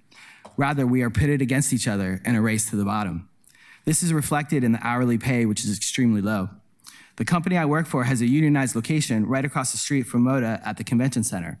My counterpart there makes $9 more an hour and has access to health insurance. I do not. Perhaps the most important union benefit is seniority-based scheduling. This gives workers security and dignity. Just because someone works at the Moda Center doesn't mean they will actually work at the Moda Center. No work is promised to any individual, and if a manager doesn't like you, they can just leave your name off the schedule. This makes us vulnerable, and we are coerced to accept being taken advantage of in ways we should not accept. So thank you again for including a labor peace agreement in the term sheet. I look forward to the day we have a union contract and can make hundreds of people's lives better. Thank you all very much for being here today. Next panel of testifiers include Jennifer Graham, Chris Carpenter, Anjanette Banuelos Bolanos, Elijah Hoffman, Jose Avalos. Welcome, folks. Come on up. Introduce yourselves for the record. You're welcome to share your pronouns, and you have 90 seconds. Oh, great. Thanks, President Dunphy, members of the council. My name is Chris Carpenter. I'm the political director for IBEW Local 48. We're the electrical workers union here in Portland, Oregon, covering out from North Coast of Oregon out towards the central part of the northern side of the state and Southwest Washington. I'm going to try to keep this pretty brief. I think you've heard a lot about a lot of the long-term and very robust community impacts that this project has. I want to talk just a little bit about some of the work that our members do out there. Right now, as we're looking at this, and we want to, and first I want to acknowledge that we really appreciate the responsible sort of stewardship everybody's showing in the very thoughtful way in which people are approaching this project. I think we want to make sure that as we're looking at a profound amount of investment coming out of the state and from other partners on this, that we don't miss the opportunity to do something huge here with the Moda Center. Our members, and right now in the area, we've seen a lot of work slow down. We have members who have to travel out to Idaho or California to try to find work and leave their families. One of the things that this really shows us and that this project presents us with an opportunity for is getting members back on the job. We have about 6,000 members. We have roughly 800 apprentices in our program right now. The way that those programs are run is that they are trained mostly with on-the-job training. So having projects like this in their backyard helps us get the next generation of electricians ready to roll, those folks who are going to be doing all the work on green energy, on housing, on everything else. So we need to make sure that those opportunities are here. So thank you for your time and really encourage you to keep moving forward and get the deal done. Thank you. Thank you very much. Good morning, councilors. My name is Jennifer Graham. I'm the Oregon Vice President for Unite Here Local 8. Our union represents hospitality workers in Portland, including at the Oregon Convention Center and at area hotels. For many months now, we have heard from food service workers at the Moda Center about their jobs and how they are fighting to make them better. We've also heard that many of them can't afford the cost of living in Portland, and many are struggling with housing insecurity, food insecurity, paying for childcare, and other necessities of daily life. Many need to rely on public social services to get by. You have an opportunity to change people's lives. Imagine workers at the Convention Center, the Moda Center, and the Portland 5 Performing Arts venues being able to combine their hours to qualify for affordable health care and create truly transformational jobs in Portland's hospitality industry. Any investment of public dollars you make is only worth it if the resulting jobs are good jobs, allowing workers to support themselves and their families. I also want to address the proposal for a street pricing policy. Street pricing policy. In our experience, street pricing puts a downward pressure on wages and benefits. Workers are experiencing that dynamic at the Portland Airport every day. Street pricing sounds great, but it comes right out of the pockets of workers and would absolutely hurt the 500 food service workers at Moda Center. Thank you for centering the working people of this city as you move this process forward. Thank you. Good morning, Council President Dunphy and members of Portland City Council. My name is Anjanette Benuelos Balanos. I live in District 1. I'm also a business representative for La Una Local 737. We represent approximately 2,800 union members across Oregon, including 178 registered apprentices and more than 100 people waiting to dispatch into their first union apprenticeship opportunity. I'm here today to ask you to move forward with the funding package of the Moda Center renovation and to ensure this investment continues to create quality union jobs. This project is about more than a sports. It's about investing in Oregon's workforce, supporting working families, and strengthening our communities.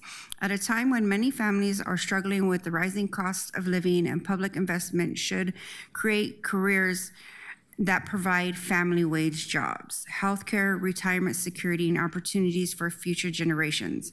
I know that because they changed my life. 17 years ago, after being released from incarceration, I was looking for a second chance through Oregon Tradeswoman Pre-Apprenticeship Program and La Una's apprenticeship.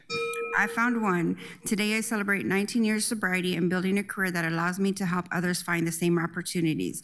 Projects like this create more than temporary jobs. They create lifelong careers, and we encourage the City Council to move this project forward using proven tools like project labor agreements, community benefit agreements to ensure the public investment benefits Oregon workers and our communities. Thank you for your time and for your commitment to Oregon's working families.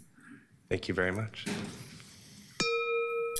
Good morning, Council President Dunphy and Council members.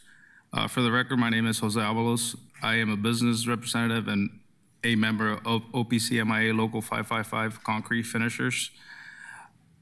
I serve on the executive board of the Columbia Pacific Building Trades Council. Local 555 represents more than 700 workers across Oregon. For many Portlanders and Oregonians, projects like this create real pathways into family supporting careers throughout state registered apprenticeship programs. They also keep current apprentices and journey level workers employed, earning wages and supporting their families. Delay could put vital state funding at risk and create uncertainty for workers, contractors, and the success of the project. This is the opportunity to turn public investment into good jobs, stronger apprenticeship pathways, and long-term benefits for working families. I respectfully urge the council to move this agreement forward without delay and help ensure this project delivers for Portland, for Oregon, and for workers who build other communities, our communities. Thank you for the time and consideration. Thank you very much. Good morning, Council President Dunphy, members of Portland City Council, Mayor Keith Wilson. My name is Elijah Hoffman, and I'm a business agent with Teamsters Local 162, and I'm here today representing Teamsters Joint Council 37 and its 7 affiliated local unions. Our union represents more than 35,000 active and retired members from more than 200 area employers in every industry in our local economy. We are urging the City of Portland to do everything in its power to protect and preserve the Moda Center, which is our area's premier entertainment venue, and to grow and preserve jobs. The Moda Center not only generates hundreds of jobs at its on-site operation, there are thousands more impacted outside of Moda in area hospitality, construction, food and beverage, manufacturing, air and ground transportation, and the extensive supply chain of goods and services into and out of the Moda Center. Teamsters are all about jobs, good jobs, jobs that allow workers to provide for their families with job security in their earning years and secure retirement in their golden years. Good jobs are the foundation of a strong community and a thriving economy. Let's all work together for good jobs at the Moda Center and support the term sheet and funding package for Moda.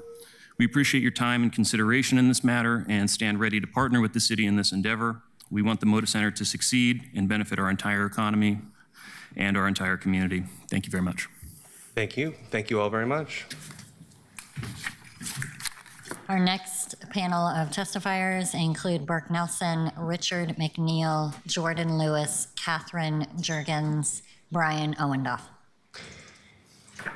Come on down, folks. I see some folks coming from upstairs too, so whoever's sitting down, welcome. Burke, why don't you kick us off? Okay.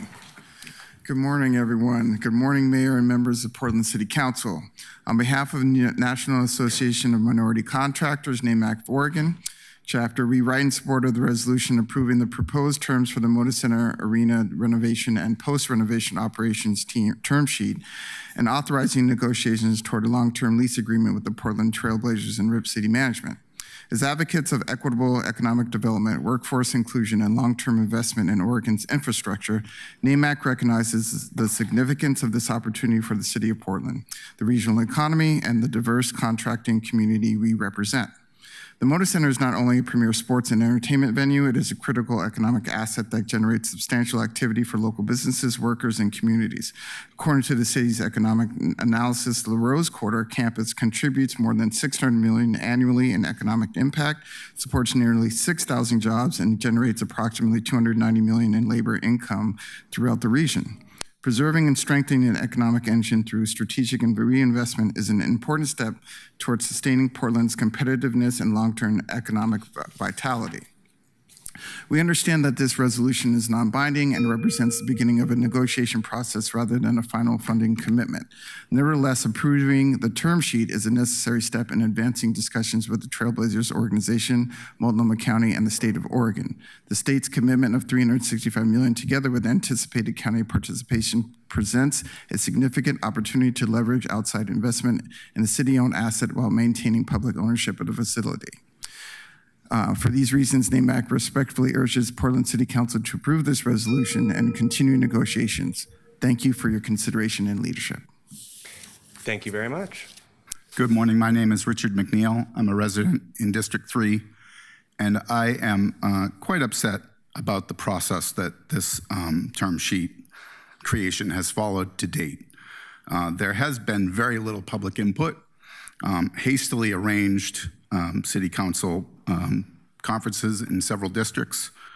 We don't have an independent evaluation of the Moda Center repairs and upgrades that are needed, nor do we have a list from the Trailblazers of what those would include. We're negotiating in the dark. We don't even have alternate operators who have evaluated what the opportunity cost of operating the Moda Center would be. We need public answers to these questions.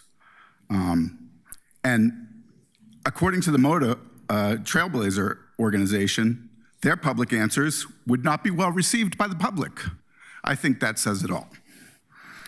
I strongly suggest that we take more time to figure out a term sheet that works for Portland. Every dollar that we spend needs to come back into the coffers of Portland City. We do not have funds available. We're already cutting parks and critical city services. We do not have the money to invest. Thank you. Thank you very much. Hello, Portland City Council. My name is Jordan Lewis. I'm a volunteer lobbyist for the Portland Democratic Socialists of America. First, if any NBA execs are watching this right now, I just want to say the hostage situation has affected my enjoyment of the brand. I did not grow up enjoying sports, but this spring I watched my first Blazers game. I had fun, but recent negotiations have given me the ick. I was at a bar during the playoffs and happened to see the Knicks, a team who stuck a team who stuck with their city through hard times. Imagine that. And they won the championship after like a 50-year drought. That was a powerful moment, which the team knew would come. Their brand matters, and moving damages the brand. If the Knicks can handle 1976 New York City, the Blazers can handle 2026 Portland. Last week, the Blazers execs showed up just to trash the city. They publicly accused the city of going woke and going broke. You know, the whole, there are poor people outside, fix it now routine. They whinged about high taxes while asking Portland taxpayers to give them $900 million. which make that make sense. If our problems are so bad, maybe $900 million would be better spent fixing those problems. I'd like the team to stop speaking out of both sides of their mouths. If they really loved this city and wanted to stay here, they wouldn't be charging $1 billion for the privilege of staying here. This can't be a transformative investment and a bid to maintain what we have at the same time. At the moment, it's trendy to bash coastal blue cities and venerate the almighty Sun Belt of Arizona, Texas, North Carolina. Our own governor has done it with her Prosperity Council. All I have to say is, yes, Portland has some problems. We may never butcher a pig as quickly and cheaply as child laborers in Raleigh, and we may not build suburban tract homes on wetlands like Houston does. But we have a lot going on, and I think the Blazers know that, and they'll stay here. Thank you. Thank you very much. Brian Owendoff, District 4, former member of the Rose Quarter Advisory Committee. This debate is far more about basketball. It's about whether Portland can remain competitive as a major league city. The question isn't who owns the Moda Center. The question truly is who has the leverage. In third place is the city. The city owns the arena, but the ownership is not leverage. The city purchased Moda Center for $1 because it came with hundreds of millions of dollars of deferred maintenance. Renovation costs are now estimated at over $600 million. The city's proposed investment is only a fraction of that total. While asking the owner to accept relocation restrictions, lease commitments, and other conditions, some are reasonable, but we need to recognize that Tom Dundon is under no obligation to accept any of these. Tom Dundon is in second place. He invested $4 million to acquire the Trailblazers. Like any business owner, he has a fiduciary responsibility to maximize the franchise's long-term value. If other markets offer greater long-term economic opportunities, he has leverage to move, but he cannot move without the NBA. The NBA is first place. The league holds the ultimate decision-making authority. No relocation happens without the NBA. So the negotiation is not really about convincing Tom Dundon. It's about convincing the NBA that remains committed to being a viable NBA market. My recommendation is simple. Reduce political rhetoric. Stop treating this as a fight with the owner and focus on negotiating a financially responsible agreement that protects taxpayers, modernizes the arena, and demonstrates to the NBA and the world that Portland is serious about keeping the Trailblazers for generations to come. Thank you. Thank you all very much. Catherine is joining us online. Welcome, Catherine. My name is Catherine Jurgens, and I live and work in District 4. I moved to Portland in 2001, answering the call of a city that was affordable, creative, and dynamic. Much has happened in those 25 years. Politicians have come and gone. Whole neighborhoods have been built from the ground up. The New York Times fell in and out of love with us. We built a tram, but we didn't build enough housing. We mismanaged a homelessness crisis impacting the livability of all residents, and we took sustained economic growth for granted. Through all of this, one thing has stayed the same: our Portland Trailblazers. From Bill Walton and the championship team to Wallace and Stoudemire in the conference finals to the short-lived dream of Oden, Roy, and Aldridge to the best moments of our GOAT, Damian Lillard. Since 1970, the Blazers have united us in heartbreak and in joy. This is what I want you to remember when debating the term sheet in front of you. I urge you to consider the benefits that can't be enumerated by a hired economist, to try and calculate the ROI of hope, to quantify the power of inspiring Blazer mania in future generations. I ask you to seriously consider the immense long-term damage of losing something important and irreplaceable. Portland should do big things that bring civic pride to its residents. We believe that Portland can thrive. We can build a modern Moda Center that is an anchor to a revived Albina and a reimagined Lloyd. And we can keep our team here for decades to come. Thank you. Go Blazers. Thank you very much.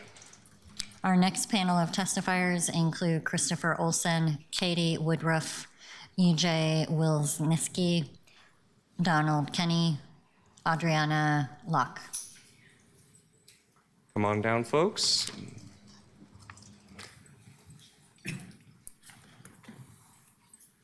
Whoever's sitting down, you're welcome to go first. Please introduce yourself for the record. You got 90 seconds. Okay, go ahead. Right in the middle here. Oh, me? Sure. Yeah, my bad, sorry. All good. Yeah, okay. So I'm all for sports and community events, and respectfully, those who appeal to the loss of a basketball team miss the point. Keith Wilson, when asked if he was prepared to lose the Blazers, said it would result in job and population loss.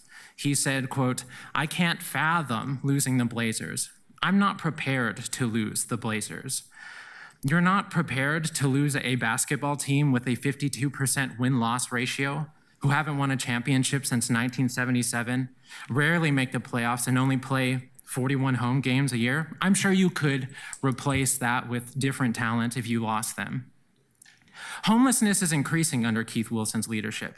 The city of Portland and Multnomah closed 6 shelters, which resulted in layoffs at my job. And the mayor is not prepared to lose a basketball team. Tina wants to give $365 million to renovations, yet just proposed a $421 million cut to Medicaid. But the mayor is unprepared to lose a basketball team. The state right now is on fire. We are inheriting a world that's burning from climate change. And the mayor is unprepared to lose a basketball team. You walk outside and you'll see crumbling infrastructure in our roads and our transportation system. Sick and homeless people are everywhere in desperate need of help. Real work needs to be done, real work. And that real work is not getting done because it's tied to someone's profits. Instead, we are here arguing over $600 million. $600 million for Dundon and Hawkins, who admit they don't have a plan. They don't know what they'll need the $600 million for. They only have concepts of a plan. This is shameful.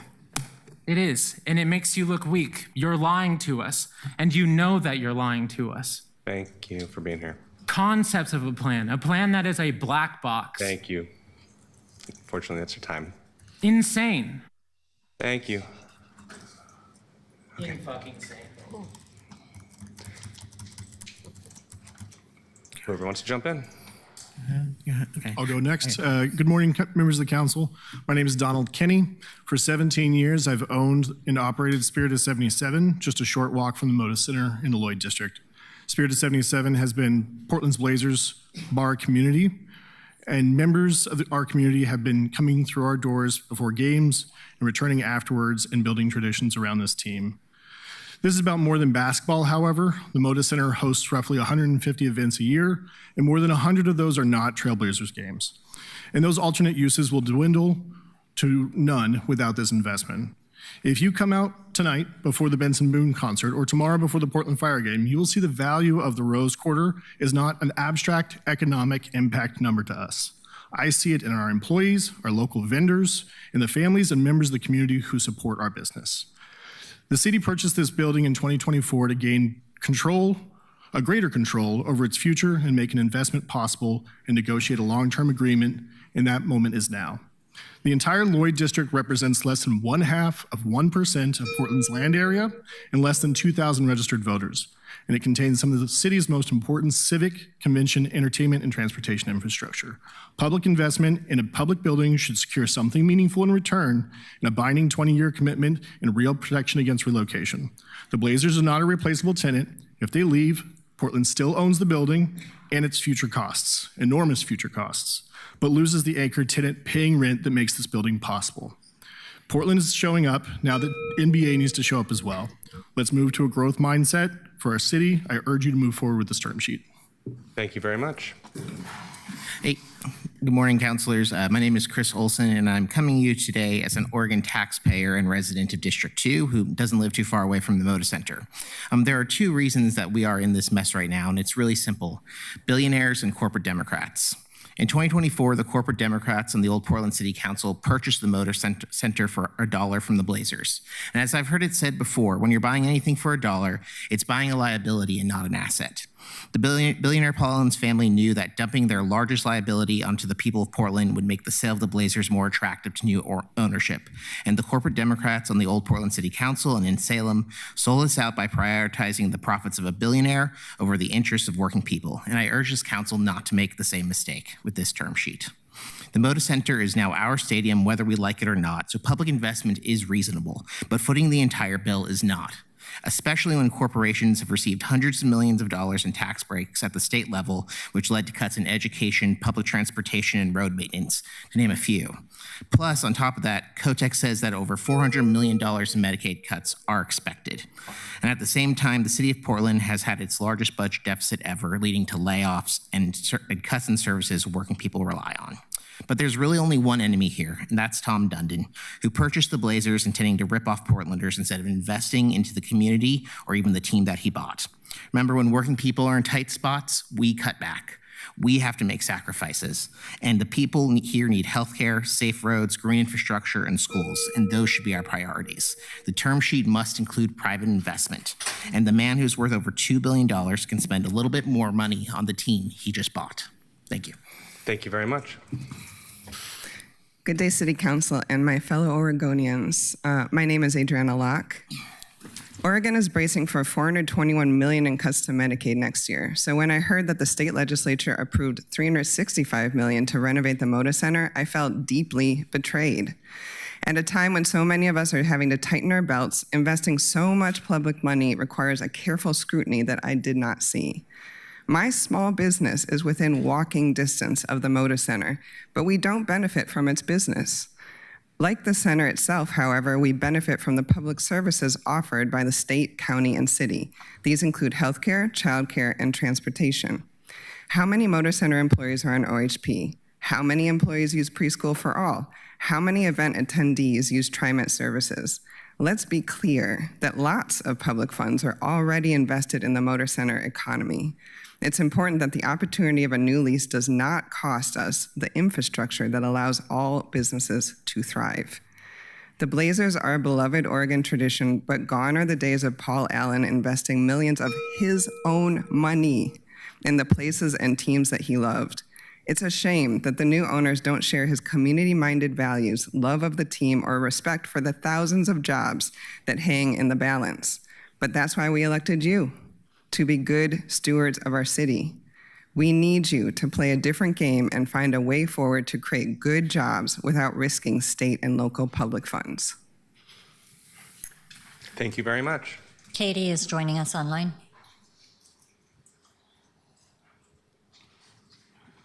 Katie, you're muted.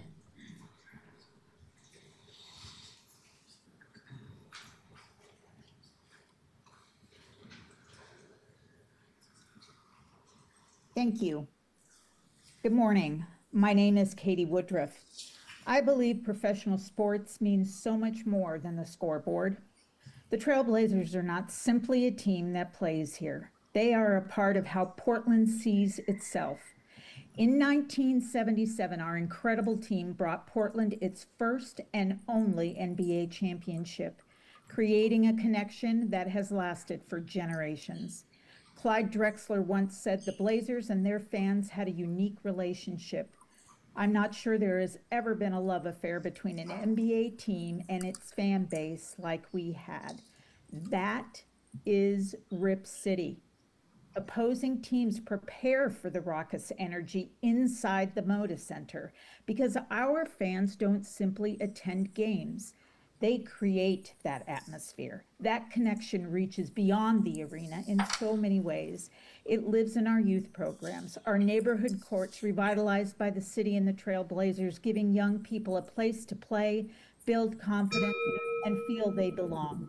It lives in the first game our kids attend at Moda, their first Blazer jersey, or simply watching with the family who remember 1977. Yes, there is an economic conversation here, but there is also a human one. The Trailblazers are a part of who Portland is, and we must protect that connection. Mayor, council members, please do what it takes for our kids and generations to come. Thank you. Thank you very much. Colleagues, I'm going to invite up one of our panelists who was an invited panelist earlier but wasn't able to make it. We have Chair of Multnomah County, Jessica Vega Peterson. Welcome, Chair. Thank you so much. I really appreciate the flexibility. Thank you all for having this discussion today. Good morning, Council President Dunphy and Portland City Councilors. My name is Jessica Vega Peterson. I'm the Multnomah County Chair. Thank you for providing me the opportunity to speak today. This is part of a large debate that's happening right now over the Moda Center renovations, and rightly so. It is a large public investment in a civic asset, and both the City of Portland and Multnomah County just went through a grueling budget process. Today is a critical discussion. The action that the state, Multnomah County, and the City of Portland collectively do or do not take at this moment will have an enormous impact on the future of Portland and Multnomah County. I want to make the case that despite legitimate concerns and a frustrating negotiating process with the Blazers, this is a deal we must get done. And it must be a deal that benefits our entire community. These are not mutually exclusive concepts. In fact, they must be paired together for us to reach a deal. Tomorrow, the Multnomah County Board of Commissioners will vote on a resolution that will guide our negotiations with you, the City of Portland. Our resolution will lay out the terms we expect to be included as the city, the owner of the Moda Center, negotiates directly with the Blazers. I believe many of the conditions I'm hopeful our board will approve tomorrow are aligned with what I have heard from many of you during this public discussion. To start with, we need a commitment that this deal will ensure the Blazers stay in Portland for at least the next 20 years. But this is so much bigger than the Blazers. We need a deal that includes strong community and neighborhood benefits. A significant Moda Center renovation should serve as the foundation of a Rose Quarter and Lower Albina revitalization in partnership with local community organizations like the Albina Vision Trust, who are already doing transformational work to reconnect and renew this historic neighborhood. Our deal should include robust labor agreements that ensure good-paying union jobs are part of the renovation and future operations and maintenance. With this condition, we have heard robust support from local unions, including SEIU, the Teamsters, and IATSE. They understand how crucial a deal is to preserving current jobs provided by Moda Center activity and how beneficial new job opportunities through a renovation project are for the working families of Multnomah County. A deal should provide direct revenue streams for the governments contributing towards the project that can be reinvested in crucial public services.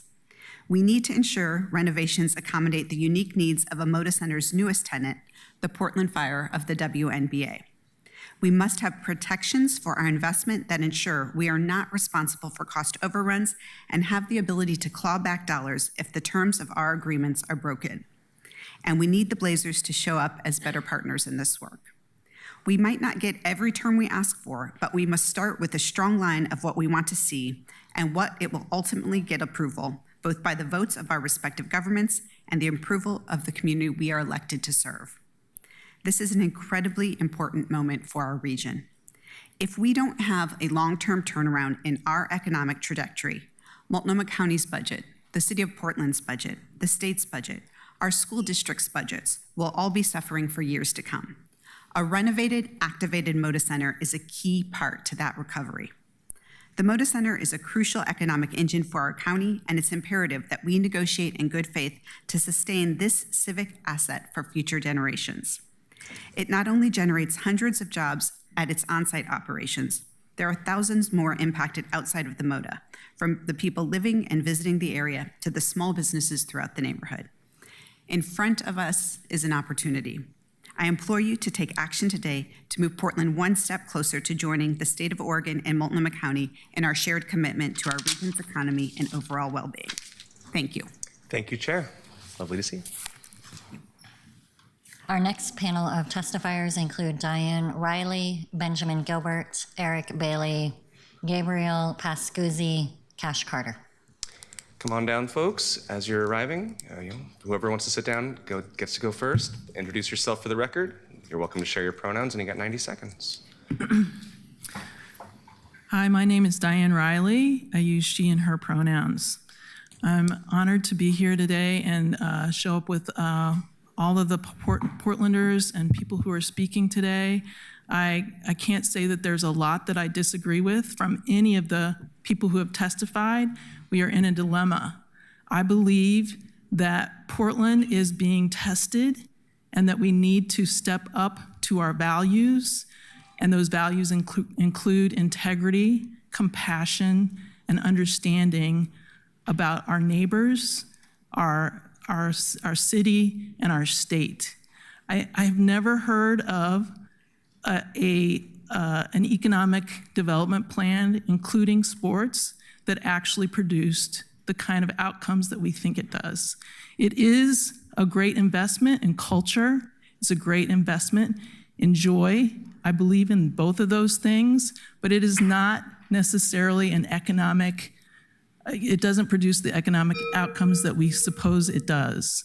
If it did, we wouldn't be in this position right now because we have the Blazers.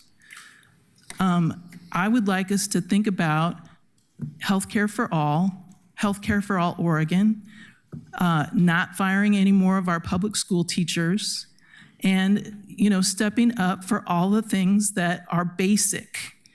If we want to keep the Blazers, we've got to wrangle it away from a tyrant who wants to change us completely from who we really are. Thank you very much. Hi, I'm Eric Bailey. I'm a small business owner in District 2. Basketball is the second most popular sport in the world with professional leagues on every continent. But unlike soccer, which has several top leagues, there's undeniably one top league in basketball, and that is the NBA. Even the 30th and worst team would wax any other team in the world. Any major city, domestic or abroad, would die to have an NBA team, but this is our team and they can't have it. Let's be clear, the deal that was made between the state, city, county, and the Blazers to renovate Moda and have a long-term lease signed was made before Dundon became owner. I have little doubt that Dundon wants to move the team, but I'm equally convinced that if we pass this original deal, Commissioner Silver will make Dundon ultimately sign on the dotted line. ESPN said recently that moving the Blazers to any one of several markets would make the franchise worth $1 billion plus more than they are right now. The Blazers generate $600 million a year in economic activity in our area. That's $12 billion over 20 year span. If the team is moved, Dundon becomes richer and the city becomes poorer. We cannot let that happen. The 6% ticket tax on all events at Moda, combined with the parking revenue from Blazer games, generate between $5 and $8 million a year for the city. That's money that goes away if we lose our major tenant, causing the arena to become an annual drain on the budget for basic repairs. My most cherished childhood memories are of going to games with my dad. Some of my favorite fatherhood memories are of going with my son. I vividly remember cheering with my dad as Kevin Duckworth came out of the tunnel with a broken hand and playing Game 7 of the 1990 Western Conference Finals. Counselors, the job you have before you is not to convince Dundon of anything. It's to show the NBA directly how serious we are about keeping this team. Start by passing this deal and also sending over a much more reasonable term sheet. Our city, our team, our arena. Thank you very much. Hello, my name is Benjamin Gilbert, and I'm a volunteer lobbyist for the Portland Democratic Socialists of America, with over 3,700 dues-paying members in the Portland metro area. The city should not spend the people's money without transparency on how it will be spent. And if our money is being spent, we need private investment and a ton of community benefits. Many of our members are also proud members of their unions, so seeing a deal that directly benefits working Portlanders is of the utmost importance to us. The Blazers, Mr. Predatory Lending Texas billionaire owner Tom Dundon has done nothing to build relationships with Rip City, but we are counting on you, councilors, to hold them accountable with a stronger term sheet. One that recognizes that Dundon has no interest in the rights or conditions of Portland workers and has every incentive to rip Rip City off. Anyone who votes to hand public money away without private investment will have an albatross around them. The city survey showed clear public opposition to a giveaway, so let's make sure this isn't a giveaway. This must not be funded with PSEF dollars. Robbing our climate adaptation fund while we're covered in smoke would be outrageous. We need more public process, need to keep our leverage, and have to negotiate from a place of strength and transparency. Backdoor deals are bad for Portland. Just like workers benefit from open bargaining, the public needs transparency, not NDAs. There is a false sense of urgency. Let's keep our powder dry and push for a better process. Thank you. Thank you. All right, thank you. My name is Cash Carter, and my pronouns are him. God is great, but I have something to say. Blazer fans, I'm sorry to tell you, the team is moving. We are being relocated. But to where? The NBA Finals, the NBA Championship, and that starts today. With that being said, we got 5 years. Now reimagine what an NBA championship parade would look like if we won right now. Would we have enough law enforcement to secure that perimeter? What's the answer? No. How long would that parade look like? Look at our current big parade for the Rose Festival. It gets shorter and shorter and shorter every year. So that means our city is not in alignment to win a championship right now. But we have 5 years or less to get ready for that, to envision that, to see that. Go outside, see that route, see what empty building is sitting there. Envision what business is going to be there. Envision what food vendors are going to fill that parade route. And most importantly, envision what Portland musicians besides Damian Lillard are going to be performing at that parade. Where's it going to be at? This is not Paul Allen's team anymore. We have an outsider who came here, and sometimes the best things are seen from the outside. And he's telling us that our vision does not align with his vision. He's a winner. I'm a winner. The year I worked for the Timbers, they won a championship. That building at the Motor Center, my father helped build that. His name is on the building. I came home every day. Thank you very seeing much. That. Last thing I want to sit there and say. Sorry, we're at time. Sorry. Last thing I want to sit there and say. Thank you very much, friend. Thank you. Thank you. Thank you all very much. Checking to see if Gabriel Pascuzzi is here.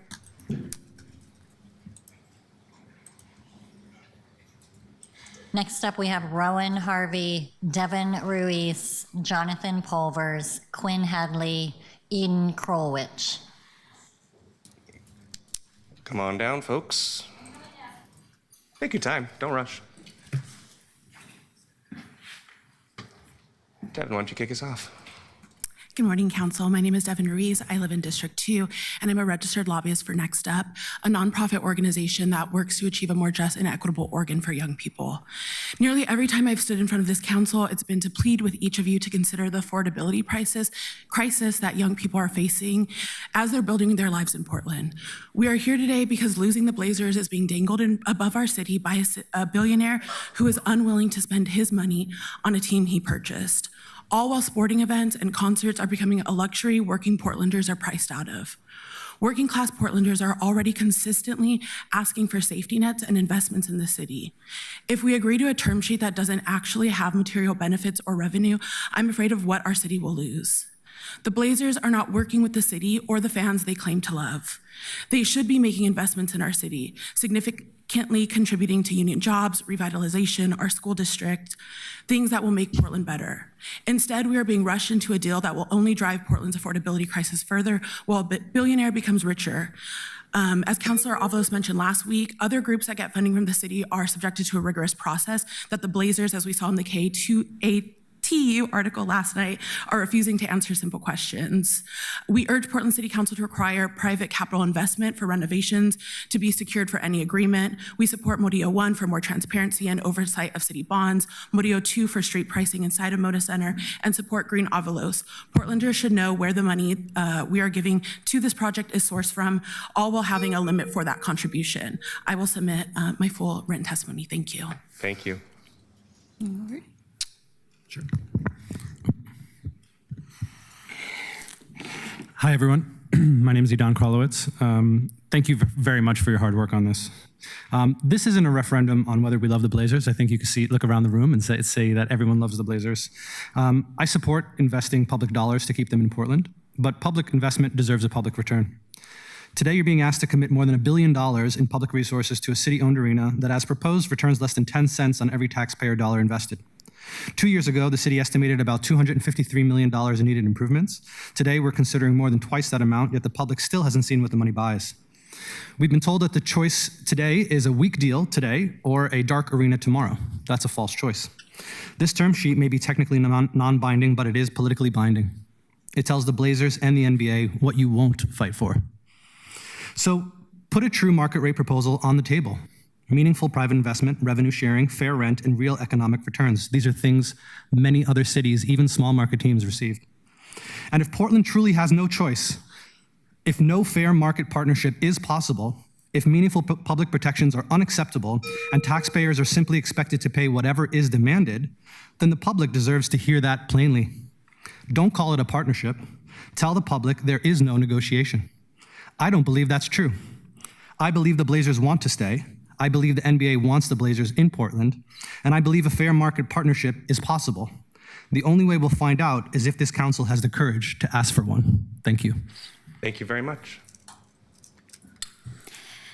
All right, good morning, counselors. My name is Rowan Harvey. I'm a D3 resident and a field organizer with Next Up, a civic home for diverse young people to build up their organizational power. And I'm here to urge you to continue to push for clear private capital investments and to pass both Murillo 1 and 2 and the Green-Avalos Amendment.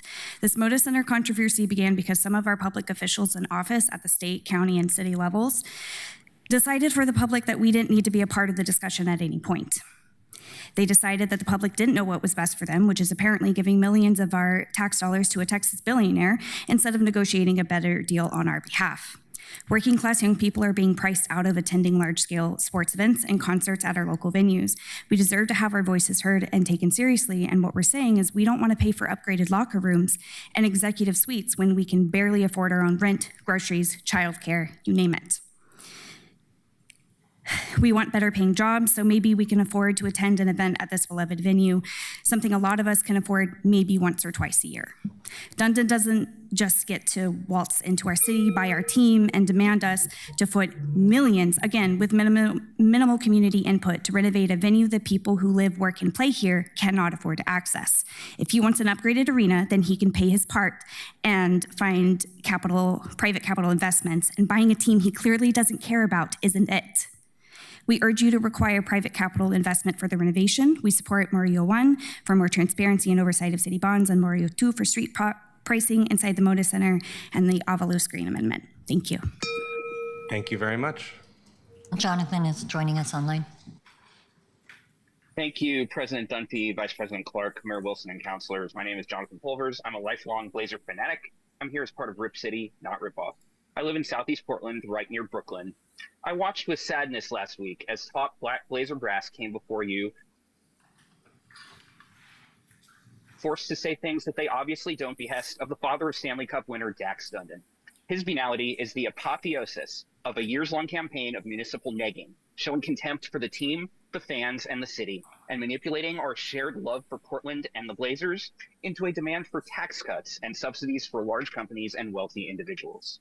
Make no mistake, the term sheet that you approve next week will be as good as it gets for the public in these negotiations. I deeply appreciate that all 12 of you have shown a willingness to examine the facts and precedents and to stand up for our city.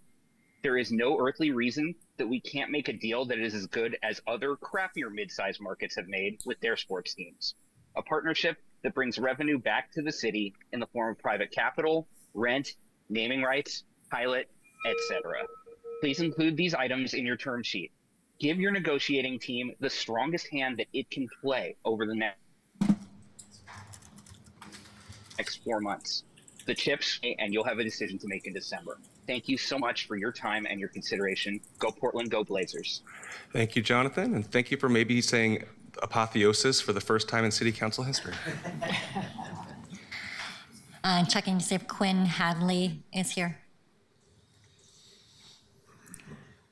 Next up, we have Brian Steelman, Annie Ellison, Brianne Margolin, Sean O'Connor, Alex Stinge.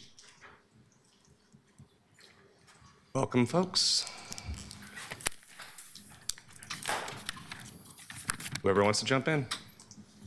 Good morning, Mayor and City Councilors. My name is Brianne Margolin. I'm a native Oregonian, and I've lived, worked, and built my life in the Portland community. Some of my earliest memories are of my mom carefully painting the Blazers pinwheel on my cheek before home games. Those weren't just memories of basketball, they were memories of family traditions, community, and the excitement of cheering on our home team.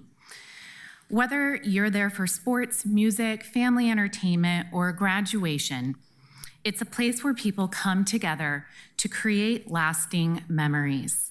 I'm here today in support of authorizing the term sheet.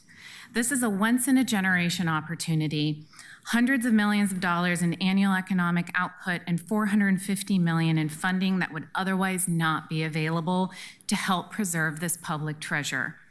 As negotiations continue, I encourage the city to keep its eye on the prize, put its strongest commitment on the table, and not let relatively small financial differences stand in the way of an agreement that can actually cross the finish line.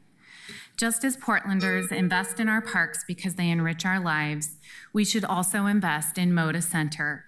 It too is a public asset that deserves long-term stewardship. Great cities invest in their future. They preserve the public places that bring people together, welcome visitors, and strengthen their local economies. That's the kind of community we all deserve. Please authorize the term sheet. Thank you. Thank you very much. Good afternoon, councilors and mayor. My name is Brian Steelman, and I own a restaurant called Porque No, and I live and work in District 2. I'm not here to talk about tax mechanisms or term sheets, and I'm not here to point any fingers at an owner that needs to find a heart. I am here to convey a few things. One, that I love this city very much, and I want us to negotiate a fair deal for the Moda Center remodel, like so many other cities that are of our size. Secondly, I want to tell you what a Trailblazers or Fire home game night actually looks like at my restaurant. And most importantly, I also want to speak about two transformational projects happening on Lower Albina called Albina Vision Trust and the 1803 Fund, which are working to make historical wrongs right. And we have to do everything in our capacity to make sure that these two organizations have all the wind in their sails to do this work.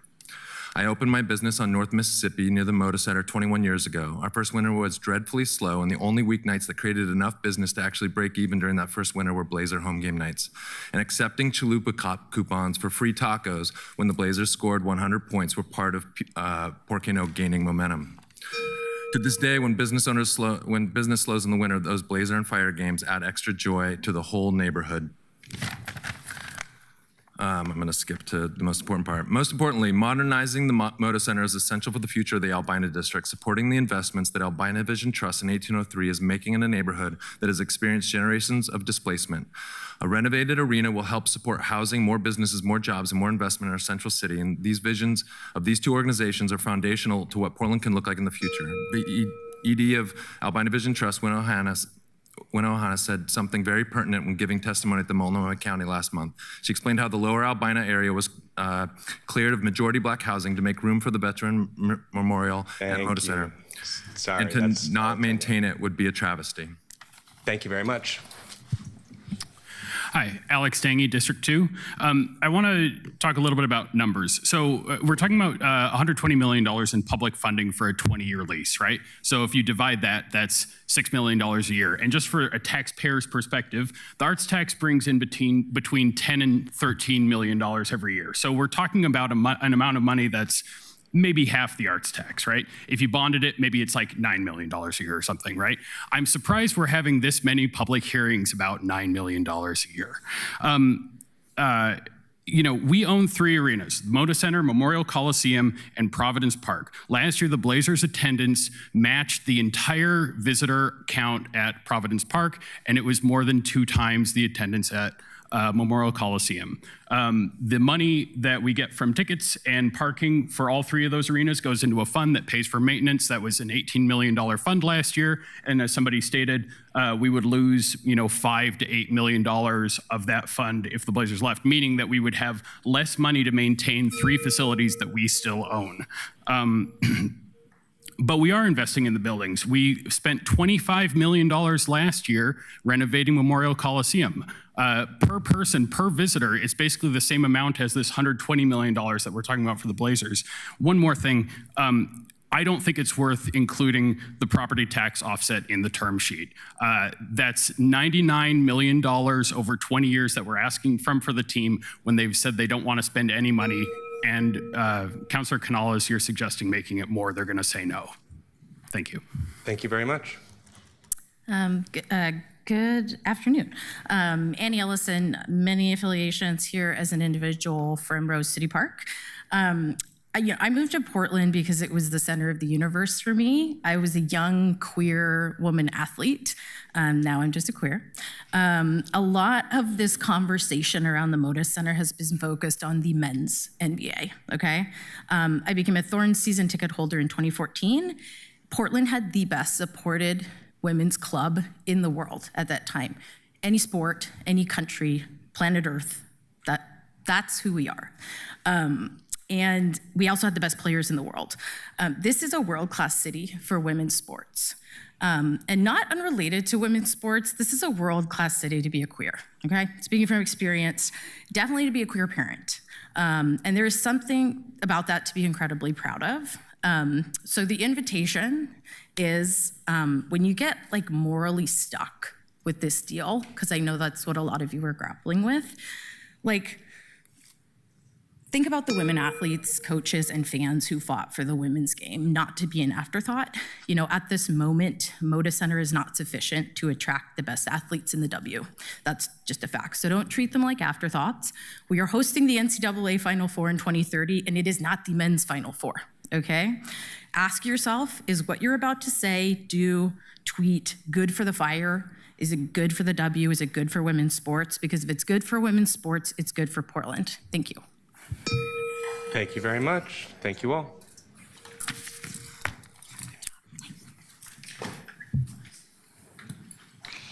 Sean O'Connor. Next up, we have Dr. Oh, I'm sorry, I don't think they are here. Everett Creel, Matthew Gilbert, Keely Hughes, Darren Hertzberg, Israel Palacios.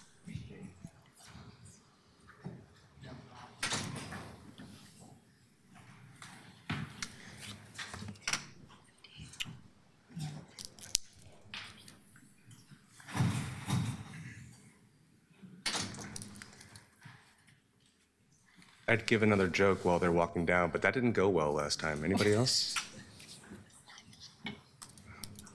Okay.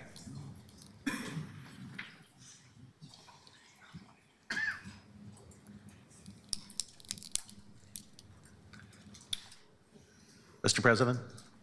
Councilor Novick. I'm sure they'll be down here lickety-brindle. Sure what? What? Jokes are funny if you have to. It's a Bill Schonley line. Lickety-brindle up the middle. Appreciate it.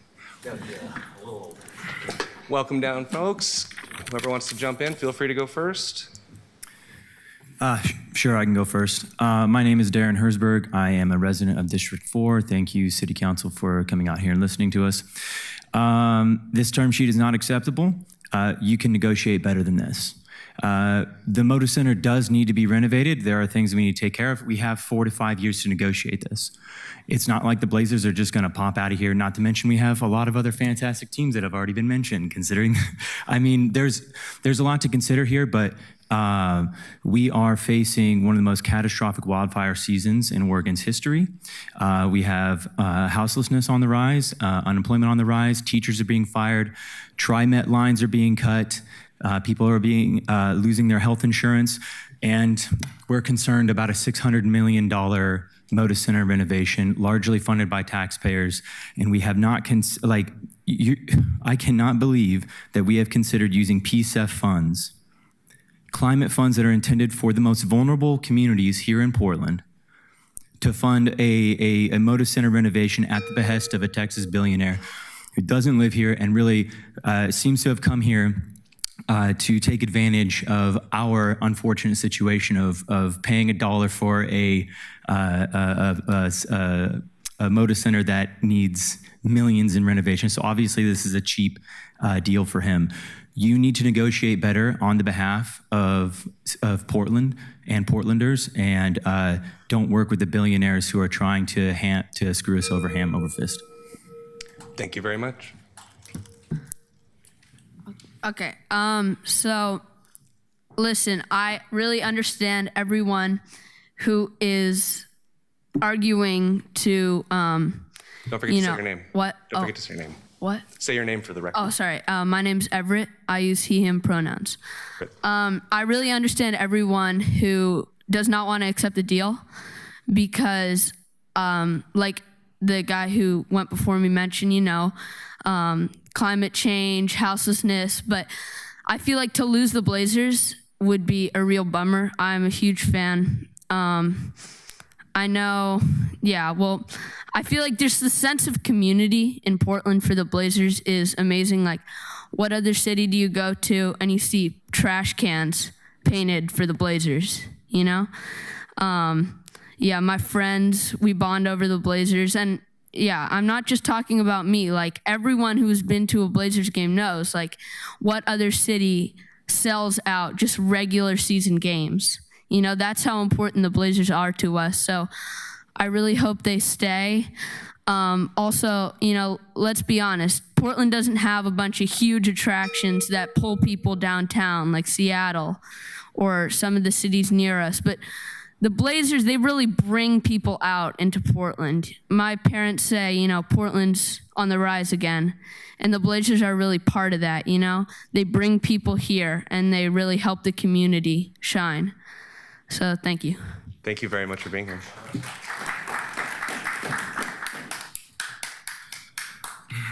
Hello, my name is Israel Palacios. I'm a current college student at the University of Washington. I've grown up here in Portland all my life.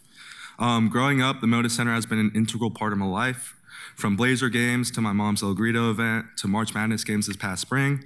But the Moda Center isn't just another stadium. It is an iconic place in the heart of Portland, a place that has witnessed historical achievements in sports like the Portland Fire's first game back, as well as hundreds of artists and organizations that have performed there over the years. Some of my fondest memories have been going with my friends and family to experience these live events, and it's hard to picture Portland without the Moda Center. Going to school at the University of Washington has opened my eyes to what it's like to lose a sports team you once cherished, as many of my friends and their families remember that day back in 2008. You go up to anyone in the city of Seattle and ask them if they miss the Sonics. The answer would be yes. You look at a city like Oakland, which has lost every major sports team it once had, and the impact it's had on their communities. That perspective makes me realize that I cannot imagine the city without one of its most iconic brands that millions of people tune into every year. With the amount of money it generates and the millions of people who go there every year, it should be a place that it is invested in and cared for years to come, as the memories it has given Portlanders can never be forgotten. All in all, the Moda Center will forever be a place I love and cherish for the memories and experiences I have been lucky enough to have, and it will always have a special place in my heart and in the heart of every Portlander. Thank you. Thank you very much. Matthew Gilbert and Keely Hughes. Next up, we have Claire Denelin Manson, Lupe W., David Bloom, Jessica Wadley, Jim Rice. Come on down, folks. Thanks so much.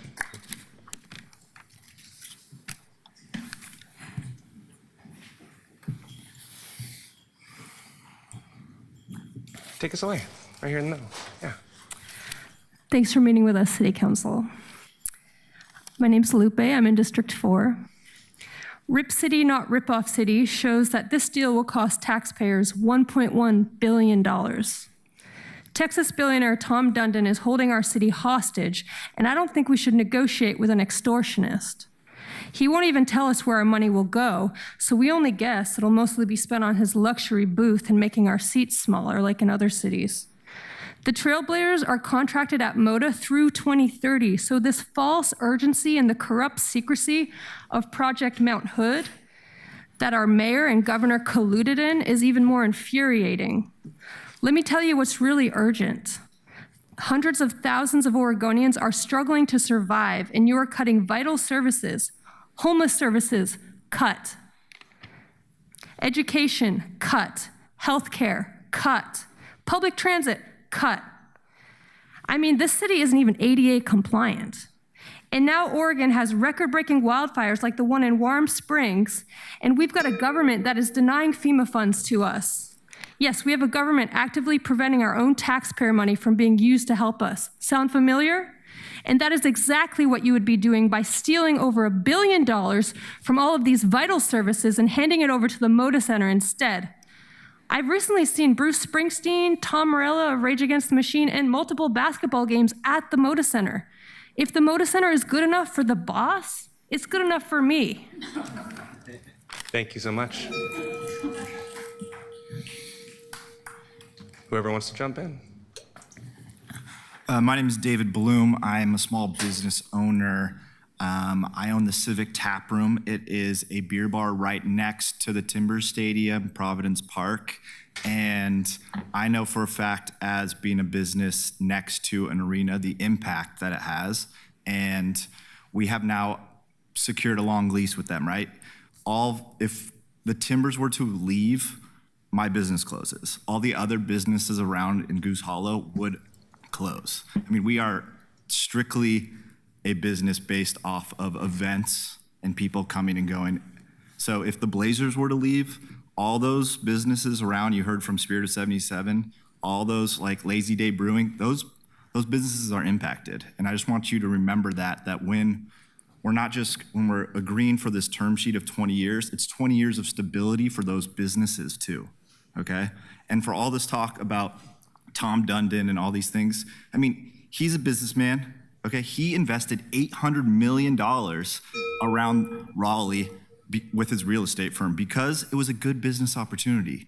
Now, if we sign a 20-year lease with him and the Blazers and we show Portland's on the rise, he will also invest money around his arena. So think about that. He has done it before. Let him do it again. Thank you. Thank you very much.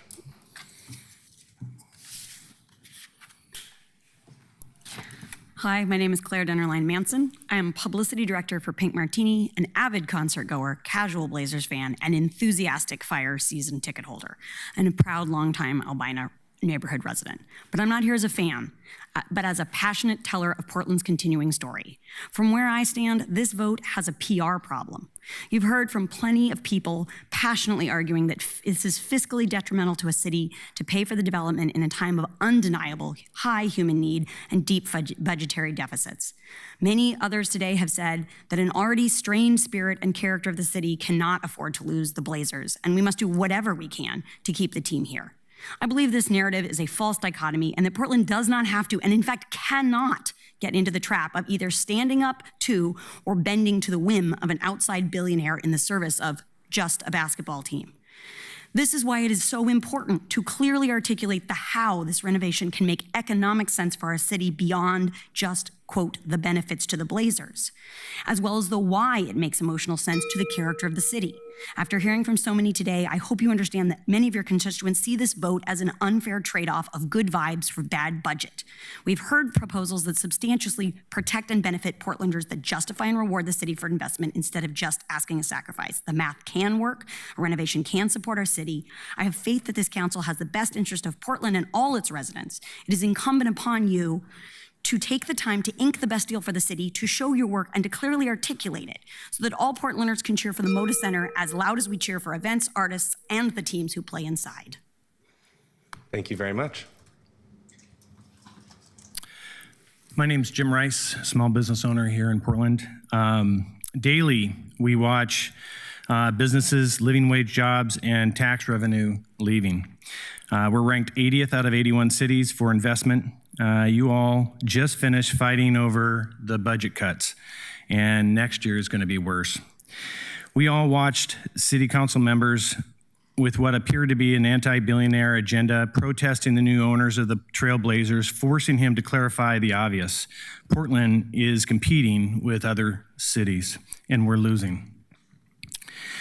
Seattle Mayor Katie Wilson, after seeing businesses leaving and facing a $488 million budget deficit, finally admitted that her actions weren't being helpful. These actions are not being helpful. We lose, when the question is why would businesses actually want to come here? What are we doing? Are we attracting them? When we lose the Blazers to Nashville or a dozen other eager, competitive cities, we lose a lot. We lose tax revenue, we lose businesses, we lose jobs. It's an overall impact on the entire city. We need the Blazers more than the owner needs us. We need to be recruiting the Trailblazers owner, not pushing him and the NBA to other cities. We're at a crossroads. Will we be the ones to be able to stop the doom loop that we've been entered into? Or are we going to continue down that loop? Thank you. Thank you very much. Jessica's joining us online. Good morning. My name is Jessica Wadley, and I am a Portland resident and devoted Trailblazers fan. I never feel more like a Portlander than when I'm standing in the Moda Center screaming alongside 20,000 other Blazer maniacs. The Blazers are part of our civic identity, our shared history, and the cultural fabric of this city. I want them to remain here, but loving this team does not require Portland to accept any deal placed in front of us. I bring a message for Tom Dundon. Owning something does not make you special. Portland built Rip City. We celebrated this team during its greatest years. We kept showing up through the difficult ones, and you were nowhere to be found. Having the money to purchase a franchise does not excuse anyone from basic soft skills. Respect, communication, good faith, and an understanding of the community whose loyalty gives this asset its value are what close deals, not bullying, not posturing. The proposal asks the public to contribute up to $573 million, including as much as $120 million from the city. There are worthwhile protections here, but Portlanders deserve transparency and certainty before that money is committed. While Portland City Council is doing a good job bringing this term sheet forward, it is incumbent on the team to work productively if they want to convince us that they're actually serious about continuing the legacy of the Blazers in this city. Please keep negotiating, but do not confuse urgency with surrender. Keep the Blazers in Portland while securing a deal that is fair, enforceable, transparent, and worthy of the city that created Rip City. Thank you. Thank you very much.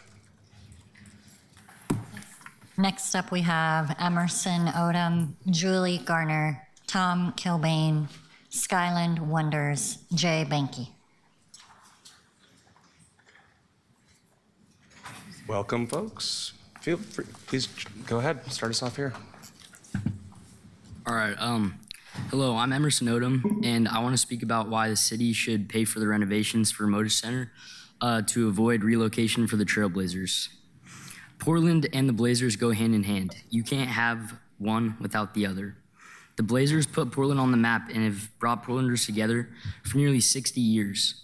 From Bill Walton to Clyde Drexler to Damian Lillard, these players have become cultural icons that mean so much to our city. Rip City is a huge part of the community here, and the Trailblazers are more than just a basketball team. They are a rallying point for this city and state. As one of the most historic franchises in basketball, we cannot lose the Blazers, and we will not let Tom Dundon steal our team. What I encourage the City Council to consider is that Dundon has already said he won't cover any costs to help with the Moda Center renovation costs. If you care about keeping the team in Portland, then you know that the city needs to pay for the renovations for Moda Center. Not because it should be the city's responsibility, but because otherwise we face a major risk for losing our team. Thank you. Thank you very much. Good afternoon, councilors. My name is Julie Garner from District 1. I'm a Rose City Till I Die Thorn supporter, in case you didn't notice. Well, I know what it means to love a team and what sports mean to this city. Yet every budget is a statement of values. Right now, Portland needs more affordable housing. We need to strengthen TriMet by increasing services for the people who depend on them every day. We need to ensure every Portlander has access to life's basic necessities. These are the kind of investments that strengthen our city and make everyday life more affordable. I know firsthand what it's like when every dollar matters just to get through the month. I'm actively looking for work, but I'm currently unemployed and rely on several public benefits like OHP and SNAP just to keep my head above water. Why shouldn't every public dollar be treated with the same care? Even valuable projects should be measured against more urgent public needs. When Portlanders are struggling to afford the basics, our priorities should reflect that reality. What message does it send if we're prepared to commit more than $500 million taxpayer dollars to renovating a sports arena while so many basic public needs remain unmet? I don't believe Portland should be forced to choose between investing in its people and rewarding threats of relocation with public dollars. Our budget reflects our values, so let's invest in Portland first. Thank you. Thank you very much. Council President Dunphy, members of council, my name is Tom Kilbane. I live in District 4. We all know that Portland has been through a challenging few years, and we're seeing signs of recovery. One of the clearest signs of this recovery is the progress that we've seen on several large redevelopment projects in the central city. You know them all: OMSI, Albina Vision Trust, Lloyd Center. all promising to deliver vibrant new neighborhoods. Just across the river, we can add the city's Broadway corridor to that list. One of the things that all these have in common is that they will require a significant amount of private investment to be successful. No matter how you feel about real estate investors, that's how these projects work. If the Blazers were to leave Portland, it would have a chilling effect on investor sentiment, which is already negative. It would make moving these projects forward even more difficult than it already is. I want to acknowledge the difficult position that the city is in. This is a strange negotiation. You have a counterparty that doesn't really seem to be at the table, which makes this especially challenging. And I recognize that you're working to protect taxpayer dollars. As a Portland taxpayer, I appreciate that. My ask is that you continue working together, give the negotiating team the support they need, and get a deal done, because it would be a serious blow to the Portland economy and to the Portland psyche to lose the Blazers right now. Thank you. Thank you very much. Jay is joining us online. Excellent. Hello, everyone. My name is Jay Benke, she, they pronouns. I'm a child abduction and sex trafficking survivor who was trafficked right here in the Pacific Northwest. Among my many roles, I am also the co-founder of the Sex Trade Survivor Caucus. Portland is at a breaking point. Our city is a human trafficking hub. We don't have enough public defenders to move trafficking cases through the courts. We have the highest rate of sex offenders per capita. Oregon's women and girls experience rape at rates well above the national average. And our streets have a reputation across the country as some of the most dangerous and volatile places for people being bought and sold for sex acts. Our crisis is escalating. Oregon lost $15 million in VOCA funding. As a result, programs closed, services paused indefinitely, staff lost their jobs, victims have been left without support. The Oregon DOJ's Human Trafficking Division was essentially dismantled. Our state's only labor trafficking specialist was laid off, and the remaining staff were reassigned, all while Oregon has consistently received an F on the National Human Trafficking Report Card.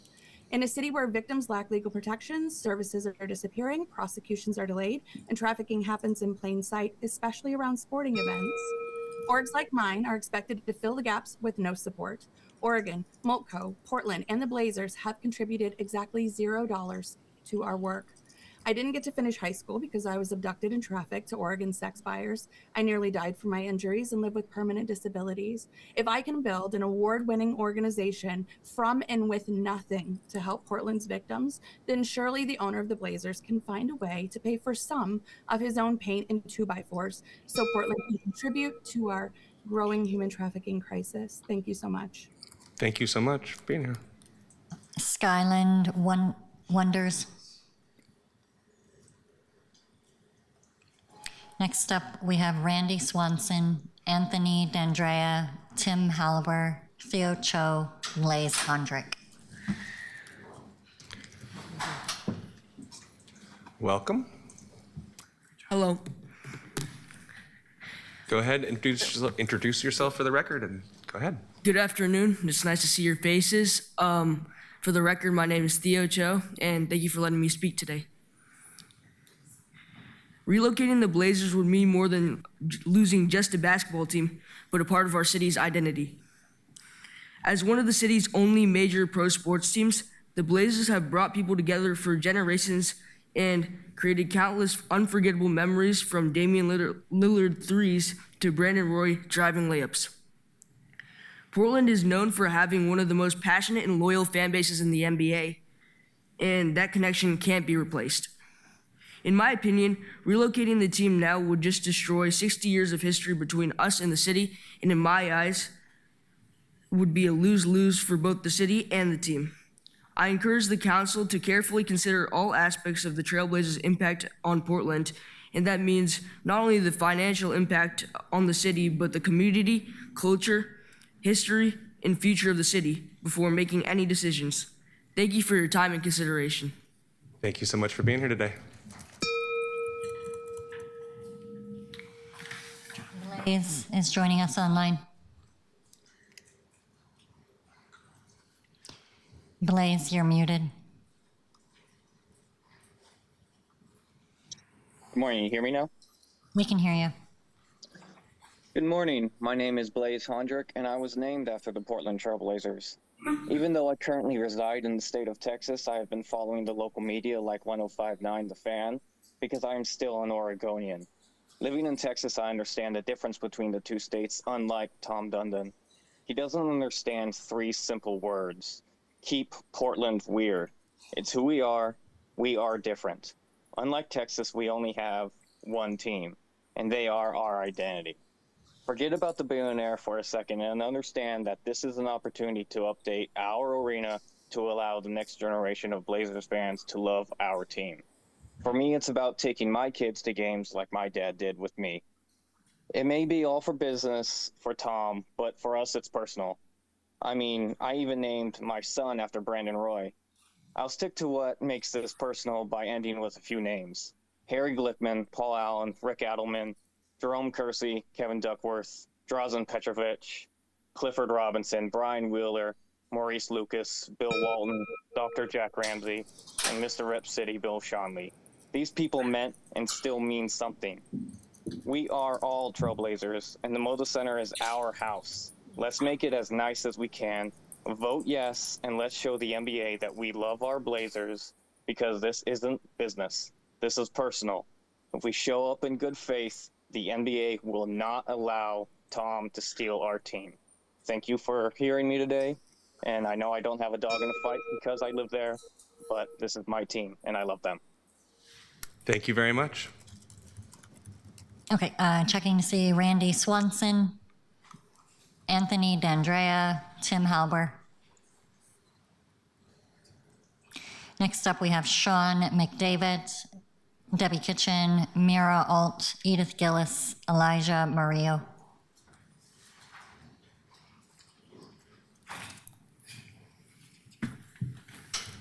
Take us away, Debbie.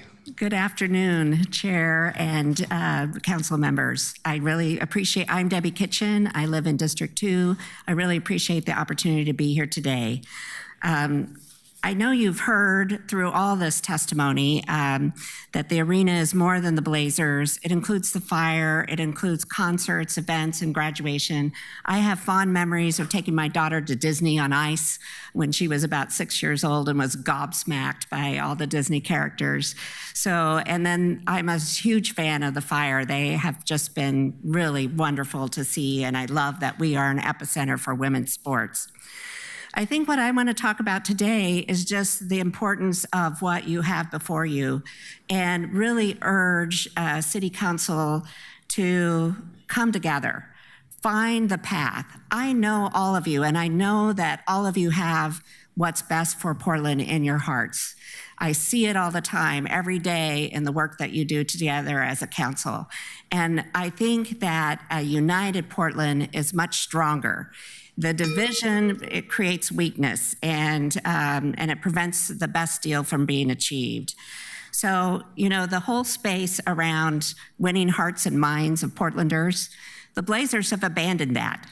Take that space, jump in there, bring Portland together, find the common ground to get a deal that renovates our facility, creates a world-class arena, and keeps the Blazers here, the Fire, and all the good things that can happen for our community.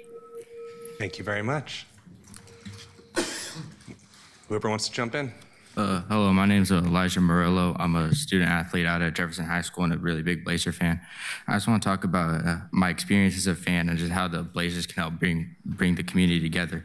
You can't really find another place in Portland that can have 20,000 people cheering for the same thing for a Blazers win.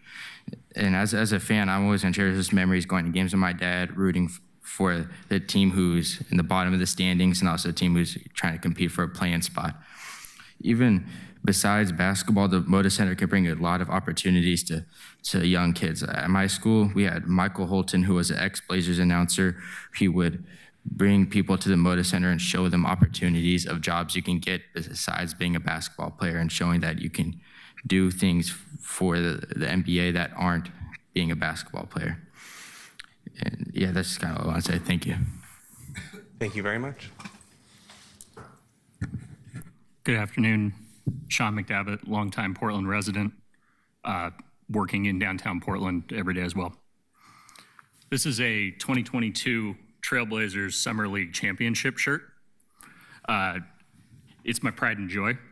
It brings me back immediately to a glorious afternoon. On that day, a group of spare parts, has-beens, never quite will be's, and never were's celebrated on my TV screen without a hint of irony. The chosen leaders of that team celebrated too, offering feel-good platitudes seemingly meant only to either fuel their own delusions of grandeur or to appeal to real sickos that lurk in obscure corners of the internet or one particular member of my beloved Blazers group chat. This shirt is quite clearly a joke. It is satire. It pokes fun at what was a deeply painful era for the Blazer fans in the room. Fading hope, a hollowed out core, a series of ego-driven poor decisions that set our opportunity at NBA relevance back a decade. A leadership team that became complacent with previous unearned success, confused circumstance with superiority, and took their place among the Western Conference's elite for granted, only to fumble the ball so hard that they ran a once-in-a-generation civic treasure out of town. My shirt is also a powerful metaphor. Thank you. Thank you very much. Edith Gillis is joining us online.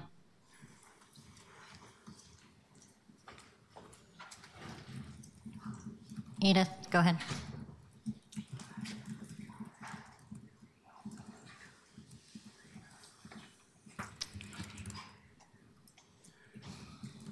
My name is Edith Gillis in District 3. Can you hear me?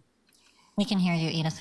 The state requires cities in Oregon to be responsible for water, roads, clean air, public safety, housing, and democracy, mandating strict procedural, financial, planning, and public safety rules. Portland City Council claimed that our priorities are to address our emergencies with housing, which is denied most Portlanders, climate justice and resilience, social economy, and economic justice, police accountability and public safety, earthquake, disasters, prevention and resilience and justice, and local sustainability with water, food, security, Superfund site cleanup, and clean air and public health. Robbing all of those priorities and requirements in order to give charity to a billionaire extortionist is violating your mandate. The public treasure we need to invest in is our people, who are otherwise being unhoused, trespassed, and repeatedly victimized by crimes.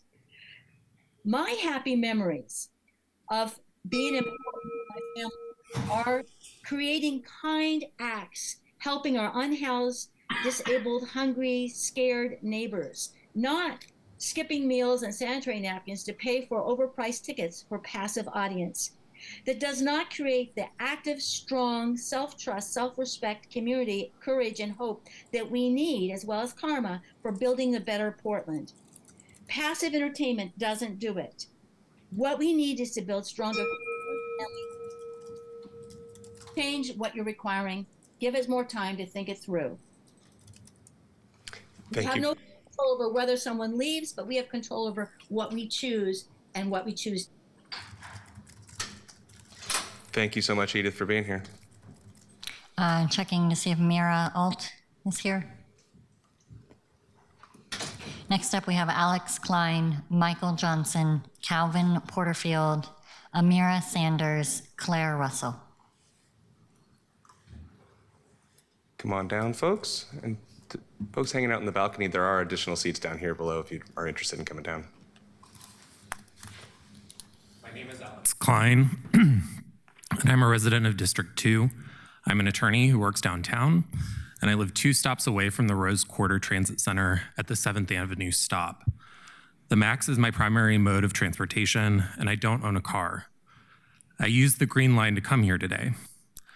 I bring up my reliance on TriMet because while the city, county, and state were colluding behind closed doors to give Tom Dundon $600 million in public dollars, while some elected representatives in this room were attending private parties celebrating that collusion, they also failed to fully fund TriMet. That real failure means that soon I would not be able to get on the line I rode to come here today. That's not completely on City Council, but it's one very tangible contrast to the lengths that elected leaders have gone to give a billionaire more money instead of investing in Portland.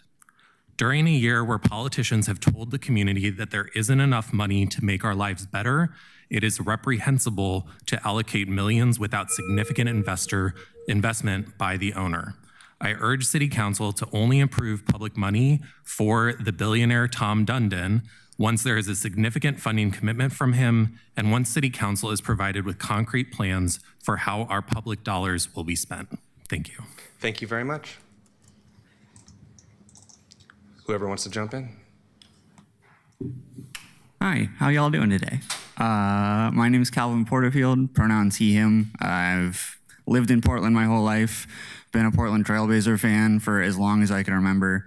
And I just wanted to come here to say that we have time to come to a better, more transparent deal than this. A lot of this conversation is made up on the assumption that the Blazers will be snatched away at any minute. Tom Dundon doesn't have an immediate or easy way to move the Portland Trailblazers. I understand that some public investment in the Moda Center is perfectly reasonable. We do own the building, but pledging hundreds of millions of dollars at the behest of a billionaire who has basically given our city the middle finger since he realized it existed without a clear plan of where that money is going is criminal, especially when the city is already being asked to live with cuts to so many other public services. I just wanted to say that I hope that we can talk to Dundon in a language that he is all too familiar with, and rather than start with this current deal, start with a subprime offer. Thank you for your time. I yield the remainder of mine. Thank you very much. Hi there. My name is Claire Russell, she, her. I'm a small business owner in District 3 and a proud transsexual woman. I moved to Portland 4 years ago and have come to love and care deeply for the city. I have a cautionary tale for you. I'm originally from San Diego, and I saw the Chargers leave in 2017. San Diego agreed to renovation after renovation over the years, but it was never enough. Dean Spanos, billionaire owner of the Chargers, could not be satisfied in his greed. After the city refused to spend $1 billion on the latest demand for renovation, he moved the team to LA. Do you know what happened? San Diego had a very small dip in economic output for 1 year, and then the city carried on with expected economic growth ever since. That's all. Compared to being in debt for decades after accepting this renovation deal, I'd say that's not half bad. Please do not let these billionaire owners of the Trailblazers hold us all hostage for our tax dollars. Do not fear economic backlash because it will not come. Their promises of private donations do not make up for the strain this will cause to our city budget. These are scare tactics these billionaires and their lobbyist groups are using to manipulate us and use our love and adoration for our team against us. Let's support our local unions and businesses by funding the building of vitally needed public infrastructure instead of billionaire vanity projects. It is better for our local businesses to support things like Vienna-style public housing, healthcare, expanding public transit, childcare in public schools, repairing our roads, or any other number of other projects. Please say no to the Moda renovations at this time. Thank you for your time. Thank you very much. Okay, Michael Johnson, Amira Sanders. Okay, we're gonna circle back. Dr. J.W. Matt Hennessy.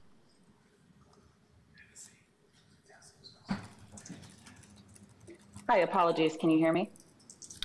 Oh, hi, Lorena. Just a second. We haven't called you yet. Just a second.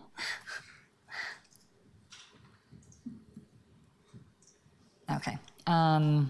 We'll move on. Next up, we have Slater Waring, Lorena Guyat, Sean Sosnovec, Nikia Hunter, Santino Juarez. Hey, Lorena, you want to kick us off?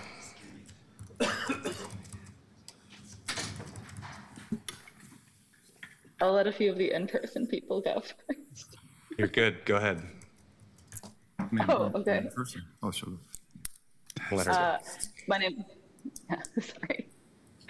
That's confusing. I apologize. My name is Lorena Gayet. I'm advocating for a worksheet that focuses on accountability towards the Moda Center, as well as equity in regards to the shared responsibility for it.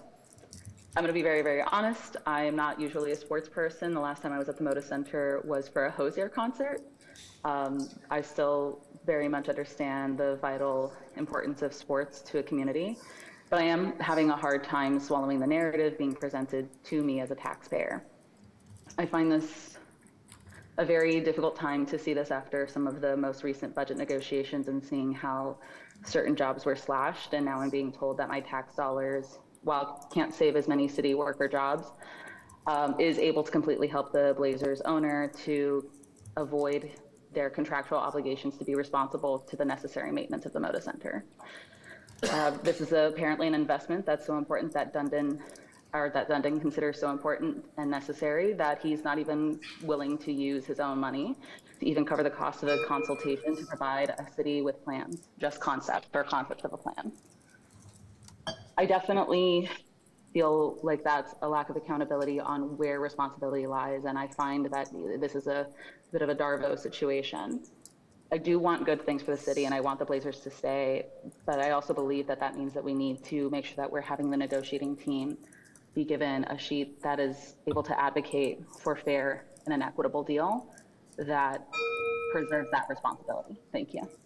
Thank you very much. Good afternoon, Council. My name is Nakia Hunter, and I'm a representative of both union and non-union carpenters here in our region. I'm here to support the Moda Center renovation. I also believe that this project is an opportunity to strengthen Portland's economy. The city owns this property, and as its stewards, you have the responsibility to ensure that any agreement with private partners who lease and profit from this public asset deliver a measurable return to the people of Portland. That means putting expectations in the contract from the beginning. Opportunities for Oregon workers, investment in apprenticeship, local contractors' participation, transparency, reporting, and clear accountability for the communities for the commitments that are made. Apologies. Public investment should create public opportunity. Let's build more than an arena. Let's build family, wage, careers, strengthen local businesses, and keep more than these dollars circulating in Portland's economy. That's how we protect the public investment and ensure that this project leaves a lasting benefit for generations to come. Thank you. Thank you very much. All right. Cool. My name is Tino. I'm with the North Coast States Carpenters Union, and I just want to thank you guys for your time. Real quickly, I just want to, we heard a lot about today, and there's a lot of folks in this room that, man, a lot smarter than I am. But I just want to give my little 2 cents, if I can, you know. When we're talking about a project like this, we're talking about construction. And what's so valuable to construction that it brings to the city, man, is that, you know, I've heard a lot of people recently talk about mental health and suicide prevention and things like that. And I've seen many of you on your socials address that type of topic, man. But you know what, man? Portland doesn't need another program, man, or this and that. You know what? We need to get to work. We need to build buildings, man. We need things to start happening in our city. Look outside at the construction market. It sucks. And some of you know what's happening in affordable housing. Not all those jobs are what they're supposed to be, you know? And I think this is a great opportunity to do it correctly, get responsible contracting, build with contractors that benefit the community. And I know the businesses and all the offshoots that it talks about, but what about the worker, the person that's getting up at 5, 6 o'clock in the morning, lacing up their boots, man, to go to a job that's close to their neighborhood where they can make some good money for the damn family, man. I think there's so much opportunity at this table that we can bring, man. Thank you guys for your time. Thank you very much. Go ahead. I'm happy to. I'll just jump in. My name's Sean. I'm here to support the renovation. I'm a humble citizen, husband, father of 3, worked downtown the last 14 years, born here. Clyde Drexler, Bill Schonley raised me. You know, I remember watching Damon Stottlemyre when he was at Wilson High School as I was a kid. It was one of the most formative experiences of my youth. When he came back to play for the Blazers and I was in high school, it was like the prodigal son had returned. He gave $250,000. I still remember it so vividly to the Portland Public Schools. You know, these leaders, you see Terry Porter, you see C.J. McCollum, you see even Chris Dudley, you see, Damian Lillard, like what they do goes way beyond anything, like no disrespect to the consultants, like you could possibly begin to quantify. I know it's difficult in this ownership group. I don't get it. I really don't. I know it's hard. You guys are in a tough position. You didn't ask for this. You didn't run expecting to have to deal with this. So I really sympathize with you. And I think, frankly, you're doing a very admirable job. Please keep doing that. Keep taking the high road, no matter what. Stay optimistic, stay positive. And I hope you vote for this next week. I really do. I know it's not perfect, but don't let perfect get in the way. It's non-binding. You move to negotiating the particulars of the lease. And even there, I would say, whether it's a great deal, good deal, or even a below average deal, like within a few months, certainly within a few years, no one will remember any of it. But if we lose this team, it'll be just crushing, right? So let's get this behind us. I appreciate the work that you're doing, and we support you. Thank you very much. Thank you very much. Hi, my name's Slater Waring from District 4. I live in downtown, work in downtown. We all love the Blazers, right? Important team to the city. But when I talk to clients and friends in Milan and in London and in Tokyo and in Mumbai, you know what they know Portland for? Not the Blazers. They know us for our microbreweries, for our culture, and for our music, for our queer community, for our restaurants, for our incredible lounges and bars and quirky places and fashion. But they don't know us for the Blazers. This idea that the Blazers is integral to outside investment because it's part of the city's identity, it's just not. I love having them here, and I hope they'll stay. But like, at the behest of Thomas Dundon, who is a MAGA Republican from Texas, who has given money to the Trump campaign, we're subsidizing a billionaire's effort to fund the Blazers, who, if he funded it himself, he would still be a billionaire. And if he can't still be happy with billions of dollars, then he doesn't deserve billions of dollars or our hundreds of millions in investment. Thank you. Thank you all very much. Okay, let's check in Dr. J.W. Matt Hennessy.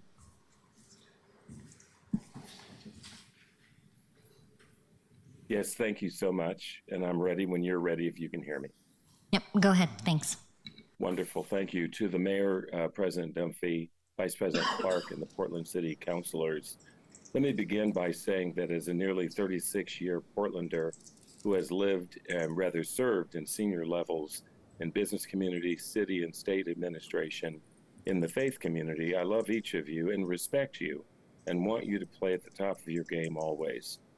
Some of you may not know me, but that doesn't diminish the fact that I respect and appreciate the work that you're elected to do and the challenges that you are dealing with right now. I want to be a servant who says to you, number one, I really, really want to see, as you're making these decisions, the best decision possible. I support the statements that have been made today about the Moda Center. I absolutely believe it's important as a key economic engine of the city for it to be here, and for, as my former boss at Nike, Claire Hamill, mentioned today, the Portland Fire as well. I also want to ask you to work with us in community on how things go at the city council table so that there's a esprit de corps that gives our children a good model. And the last is to say that we want to work with you to do everything that we can to be the people that people in the world have always known us to be in Portland. Keep up the good work and know that there are many of us who support you. Thank you very much. Next up, we have Robert Millis, Lakota Toe, Lightning, Super Creativity, Jim Atwood, Samuel Chavez. Kick us off. Awesome. City Council, thank you. My name is Lakota Tao. I'm a representative with the North Coast States Carpenters Union. And I'm here in support of funding for the Moda Center improvements. When people look at a project like this, they see the finished building, but I see the people who build it. This investment means family wage jobs for skilled tradespeople and real opportunities for apprentices who are learning a craft while earning a paycheck. It gives young people a path to a rewarding career without taking on overwhelming debt, while helping experienced workers continue supporting their families and contributing to our local economy.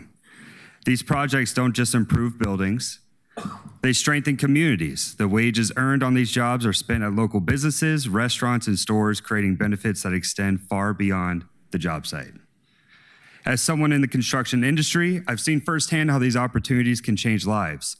They develop highly skilled professionals, create long-term careers, and ensure projects are completed with quality, safety, and pride. This decision is about more than improving an arena. It's about investing in the people who build Portland, creating opportunities for the next generation of skilled workers, and supporting families across our state. I respectfully ask you to support this funding. Thank you for your time. Thank you very much. Please. Good afternoon. My name is Jim Atwood, and my father was born in Portland 104 years ago and lived his entire life here, and I've been here for 78 years myself, so I care deeply about the city. I think the elephant in the room is not just the funding of Moda Center, but it's our very high tax structure. We have the Portland City business license tax, the Multnomah County business income tax, the preschool for all tax, the homeless tax, the TriMet payroll tax, and the self-employment tax, not to mention the corporate activity tax. So if you want to keep taxing the socks off of everybody, you're going to have to give them something for their money. We're not just supporting a billionaire here, we're supporting ourselves. The Blazers only play 41 regular season home games in the Moda Center.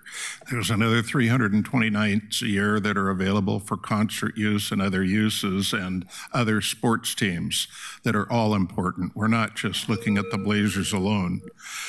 Yeah, I've heard a lot of people want certain things in the agreement. Myself, I'd like you to have them sell hot dogs and sodas for the same price as Costco. But if everybody puts their own 2 bits worth into the deal, you won't get any deal at all. So I'd encourage you to make the deal as quickly as you can. Portland's a dying city, and I want you to do what you can to help it survive. Thank you. Thank you very much. Lightning. Yes, my name is Lightning. I represent Lightning Super Creativity Humanity Lab. Again, your economy is flatlined. You're trying to save it. You're getting desperate. You're going to give this group anything they want, how much money they want, the terms they want. And you know what? Your little standard in there on First Class Standard Arena, if you don't remove that, they're going to walk anyway. And they're going to challenge you in court. We're going to be in court. Again, they're going to relocate. They're going to relocate. Austin, possibly Vegas, is still in the running. Now, here's why Vegas. Adam Silver needs to understand one thing. Your preference may be Portland, but that's not your job to make the final determination. Ask the commissioner. And you better get that straight real fast. They want to move to Las Vegas. They should have the opportunity to go to Las Vegas, and Las Vegas will be the most valuable NBA franchise in history. It will surpass everything. And they're already coming in bids at 10. It'll go up to 12 billion, but Tom Dundon will go in with a relocation fee in place, and he will win. He will win $8 billion to $12 billion on the relocation. He's not going to turn that away, and you're not going to stop him. Your little 5-year bridge agreement is nothing but a trap to trap him in. If he wants to leave, let him leave. Let him go. What's your problem? The fire could be your main marquee tenant. Thank you. Let him go. Thank you very much. Appreciate you. Thank you. Robert is joining us online. Robert, you can unmute. There we go. Hi, my name is Rob Millis. I live in District 4. There's nothing in this term sheet that supports redirecting 100 million, give or take, from the Portland Clean Energy Fund over to Moda Center improvements. There's a single sentence that refers to net zero energy use, but it's incredibly vague, and the details, even imagining that, could not possibly support some of the numbers that have been floated for redirection from funds that are already allocated. I want to put it in really basic terms. Businesses in Portland, large and small, have paid in advance for infrastructure, job training, climate risk management and mitigation that reaches all communities in the city. Redirecting this money for anything else betrays underserved communities and insults every business owner in the city. The final terms that we need to see are required budget specifics, specific lines for clean energy and green infrastructure projects. Anything else cannot use these funds. The second point I want to make is regarding complaints by the Blazers management and new ownership over city ticketing fees. I would urge them, and I urge the NBA, to review and analyze and encourage competition between Ticketmaster, SeatGeek, StubHub, and other ticket sellers and resellers. If we are taking 1 or 2 or 3% out of the pie, it actually benefits Ticketmaster more than it does the Blazers. I don't think that's a public subsidy that we should be making. Thank you very much. All right. Samuel Chavez. Next up, we have Danielle Siver, Connor Cash, Beverly Voitko, Brandon Pappy, Jared Essig. Welcome. Go ahead and jump in. Good afternoon, Council. For the record, my name is Danielle Siver. I'm here today as a longtime Washington County resident, a local employee, and a mom. Last year, my son was the victim and a witness of a violent crime in Portland. After a delayed response by police and emergency services, my son's best friend died. The toll that it has taken on our families has been indescribable. I hate sharing this story, but these stories are now the norm across Portland. I believe this murder could have been prevented with a regional belief in economic development, rebuilding the Silicon Forest and the Bioscience Network, investing in a return to downtown, and now more than ever, ensuring that the Moda infrastructure is redeveloped for the next iteration of Oregon's sports economy. Currently, Oregon lacks business competitiveness. As other states lure tech companies away for expansion, the parallels feel eerily similar to where we are today with the Moda Center. Approving the Moda redevelopment will have far-reaching impact at a time when many have lost confidence in Oregon's ability to compete in a global economy. Locally, we can measure success with multi-level job creation, and this agreement means hundreds of construction jobs. It's going to take regional courage and investments in business opportunities to ensure that we have a tax base that protects our social safety net and our public services, like law enforcement and the judicial system. Good luck, and thank you for your work to move this project forward. I'm confident that you can balance Oregon values while investing in this redevelopment. Thank you very much. Whoever wants to go. Sure. Yeah. I'm Bev Voitko. Go ahead. Okay. Thank you for the opportunity to speak. I want to just note that because many others have come before me, some of my comments have already been noted, and that's that this is not just about the Blazers, that the Moda Center hosts a variety of events, everything from arena concerts, hence the term arena, the Fire, Cirque du Soleil, Disney on Ice, the Pro Bull Riding. It's a major community center. It needs renovation, and the costs will only rise. We have seen that with the I-5 project.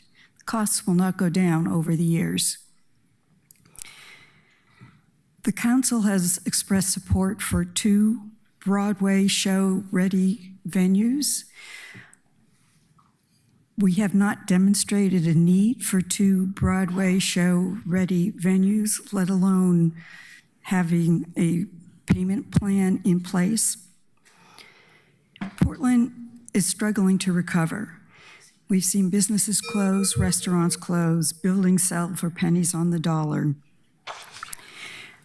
Truth in advertising, I am a Blazer season ticket holder for Broadway in Portland, and I live downtown. I have skin in the game. Please, please renovate the arena. It needs to get done. And thank you for your time. Thank you very much. Brandon Pappy, District 2, he, him pronouns. For many of us, childhood memories of attending games with our families are something we will never forget. Even as time passes and we lose the ones we love, we will never lose those precious moments. The Blazers have long been the foundation that holds this city together. They transcend basketball. Regardless of income disparities, backgrounds, or political divides, Oregonians can unite behind one thing, their love for the Blazers. Through the highest highs and lowest lows, we support this team. Our love for the Blazers is about so much more than basketball. It is about love for our community, civic pride, and those few glorious hours we can rise together as one. But to Tom Dundon, all of these things are meaningless. He views the Blazers as a dollar figure on a balance sheet, and he views every Oregonian that has spent years supporting this team as expendable. Tom Dundon does not care about this city, and he never will. We have all seen the implicit threat that if the funding is not approved, he will move the team. Tom Dundon has acted in bad faith from day one and continues to act as though if the funding is not approved and the team is moved, the very real consequence of thousands of Portland employees losing their livelihood will be the fault of the Portland City Council and not his own greed. Nothing could be further from the truth. Tom Dundon has shamelessly chosen to use the threat of losing this team to turn us against each other. I commend the Portland City Council for standing up for our city, and I admire their courage to do so with the knowledge that it could have consequences for their political careers. I humbly request that members of this council continue to follow their hearts and do what is best for the entire city, not merely what is best for one man. Thank you for your time. Thank you very much. Thank you all.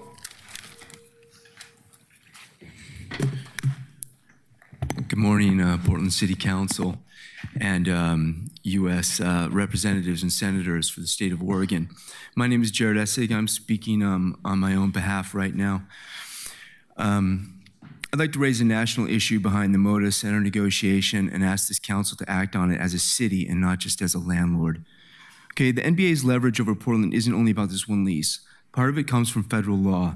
The Sports Broadcasting Act of 1961 lets the NBA's 30 competing team owners pool and sell their broadcast rights together as a single block. Under ordinary antitrust law, 30 separate businesses agreeing together on price and output is illegal collusion.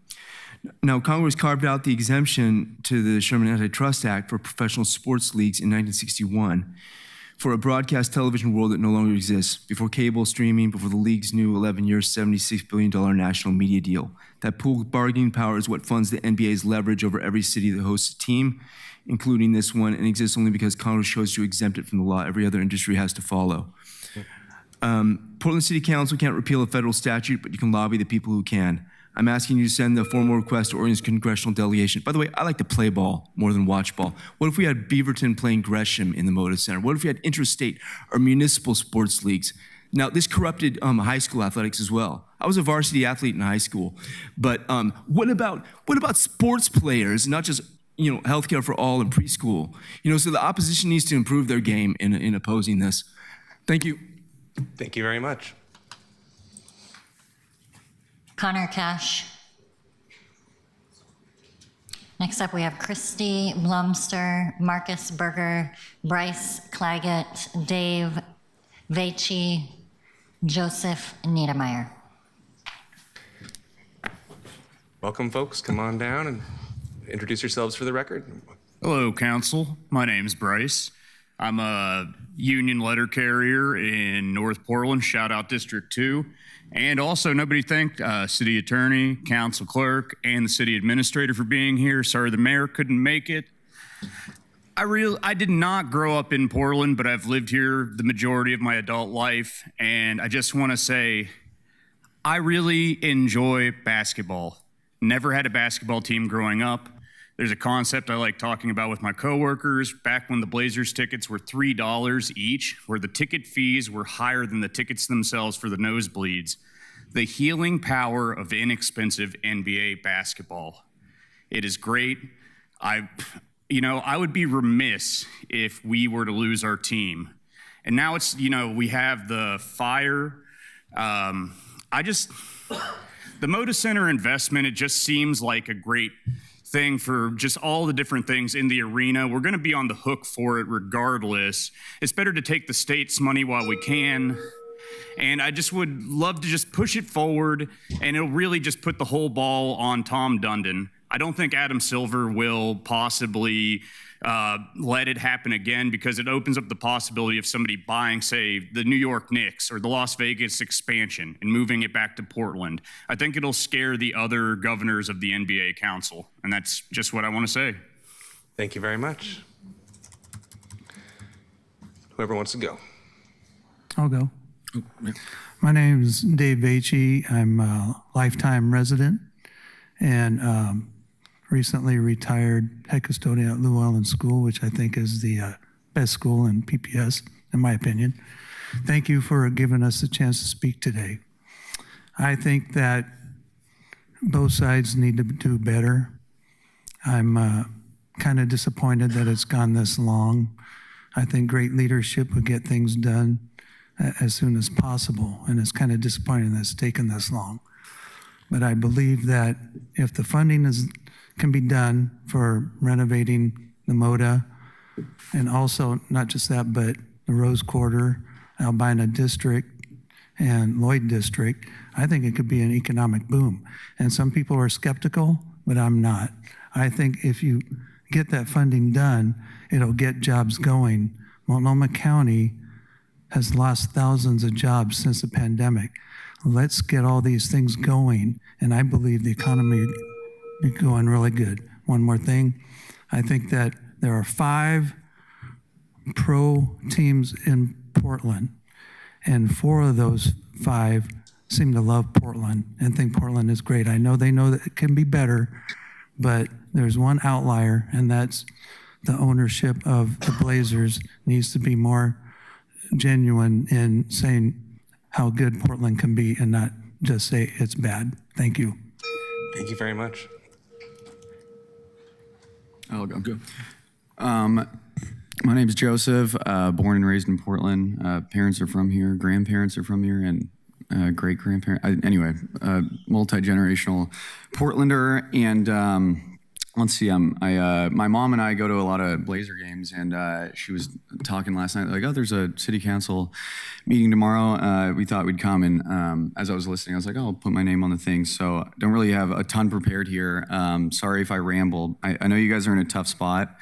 I just want to say, I don't know, there's probably no chance that any NBA brass will hear this, but if Adam Silver is listening, if this kind of move, the fact that it's gotten this far, I want him to hear that, where's the camera? I almost want to, point at him and say this, but you will be the worst NBA commissioner of all time, easily. I mean, there's only 5 of them, so it's not that hard, but do not let this thing happen. Use whatever leverage you can. You let a kind of a grade A douchebag of an owner to buy the team, and Tom Dundon, stay in Portland, okay, it'll work out. And I just want to say, of all the stuff, like all the use of taxpayer money, there's a lot of, money that goes out to these nonprofits that, like, their actual product is dubious in what they do. And I know those are your, constituents and your cronies and whatnot, but of any use of taxpayer money, this seems like the most obvious ROI of anything. Just take the economic stuff, but also, like, as many people said, the non-quantifiable aspect of what sports does to a city. Again, I think some guy said this earlier. What was I about to say? Thank you. Sorry, over time there. Sorry, last thing. No one's going to remember the little small thing. Thanks, brother. Damn, all right, thanks, brother. Thanks. We're good, guys. We're good. Cool. All good. Hi, I'm Marcus. I'm also a lifetime Portland resident, third generation. just about to go on 50 years. Blazers represent team identity and culture, but really they've been embedded in the DNA of Rip City since before I was born. If you think about it, the NBA experience is about seeing the best basketball in the world, and it includes climate-controlled arena. I mean, we've all seen football fans in Buffalo, New York freeze to death while they cheer on their team. We get to beat the rain and get out of the rain and enjoy world-class basketball in the Moda Center. I think that we deserve to have a world-class state-of-the-art arena for this fan experience of it. And right now, there's a lot to be lost on the table if we can't get a deal done. And by that, I'm talking about the global brand of the Blazers. Right now, we have a superstar from Israel. We have an emerging defensive ace, and that's Denny Abdia. We have an emerging defensive ace, Toumani Camara, who brings from Belgium, who brings a French-speaking audience with him. We just signed Jeremy Sohan from Poland to our roster. And lest we not forget, last year we invested our draft pick in Young Hansen from China. He's currently the best basketball player from China. If he actually becomes what we want him to be, that's a billion-person market. Can we be responsible and leave that on the table? Of course not. So let's get over the ideological bent on this eat the rich stuff and get this deal done. I mean, if we want to be responsible adults, let's do a better job managing the asset that's the Moda Center than say we did the PSU library last year when it got trashed.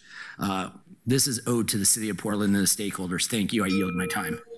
Thank you very much. Yeah. Hi, my name is Connor Cash. I was born and raised in the Woodlawn neighborhood in Northeast Portland, home of Damon Stoudemire. I'm currently a student at PSU, and I work at the Safeway on campus bagging groceries. But the job I've had that I found the most passion in was being a volleyball referee for 5 years. The job as a referee is interesting. They tell you if you perform your job perfectly, no one will notice. I grew up playing team sports. I was often the man setting screens, grabbing rebounds, and letting other people score. Sorry, I'm a little out of breath. I just sprinted to get here. I want to take this time to remind you guys that you are also a team. You are a team just like my Columbia Christian High School team, the Blazers, the Fire. You guys are a team. You guys aren't always going to get along together. You guys are going to have disagreements. But at the end of the day, if you guys perform your job perfectly, no one will notice. No one will cheer. No one will throw a parade. But I can guarantee, if you guys screw this up, if you lose my team, my mom's team, my grandma's team, my great-grandma's team, people will notice. If you think Portland can riot over something that happens across the country, wait until you see what happens when you take this team from us. I know you guys don't have this all in your control, but just remember, you are a team. And if you execute your job perfectly, there won't be any riots outside your house or your place of business. But if you guys fuck this up, I can't guarantee that will happen. We need to team up together and realize that the only daddy that can save us is Adam Silver. So let's team up and work together. Thank you. Thank you. Christy Blumster. Our last testifier today is Michelle Eshelman.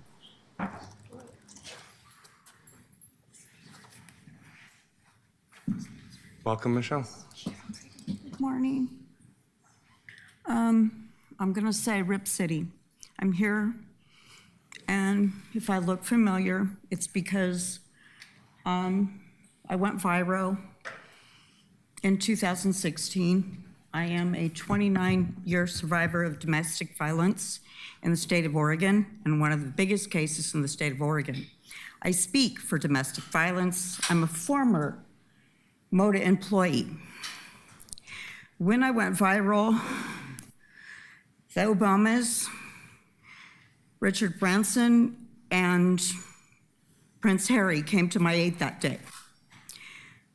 Some of, I will not name, the Portland Trailblazers came to my aid. They didn't know who I was, and they have a heart of gold, and I am pissed off and not at you.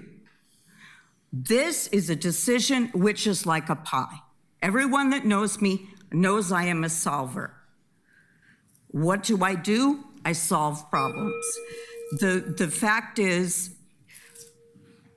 when they are at away games, their people in the building of Moda and your 3 other buildings are events. The buck needs to be passed to every darn event, not the Portland Trailblazers out of their pockets, but every event. Divided them up. You've got 3 buildings and the Blazers and those events, and that would solve this problem. And if you're going to build a new building, make it available to everyone. The people that are just Thank you very much. Thank you for your time today. Thank you. Thanks so much. That completes testimony. Okay, colleagues, having completed our testimony, we are reserving our time for discussion until tomorrow. And so, I see Councilor Canal. Yeah, I just wanted to update colleagues that the amendments I mentioned are filed. They will be clerk's obviously been doing a lot right now, so will soon be posted. And I wanted to correct a misstatement earlier. I said it would increase the escalator from 5 to 7%. I misspoke. It increases it from 5 to 6%. Thank you, Councilor. To that end, colleagues, as we are considering amendments for discussion tomorrow, if we could please reduce those to writing and get them to the clerk today. With that, we are in recess until tomorrow at 2 o'clock.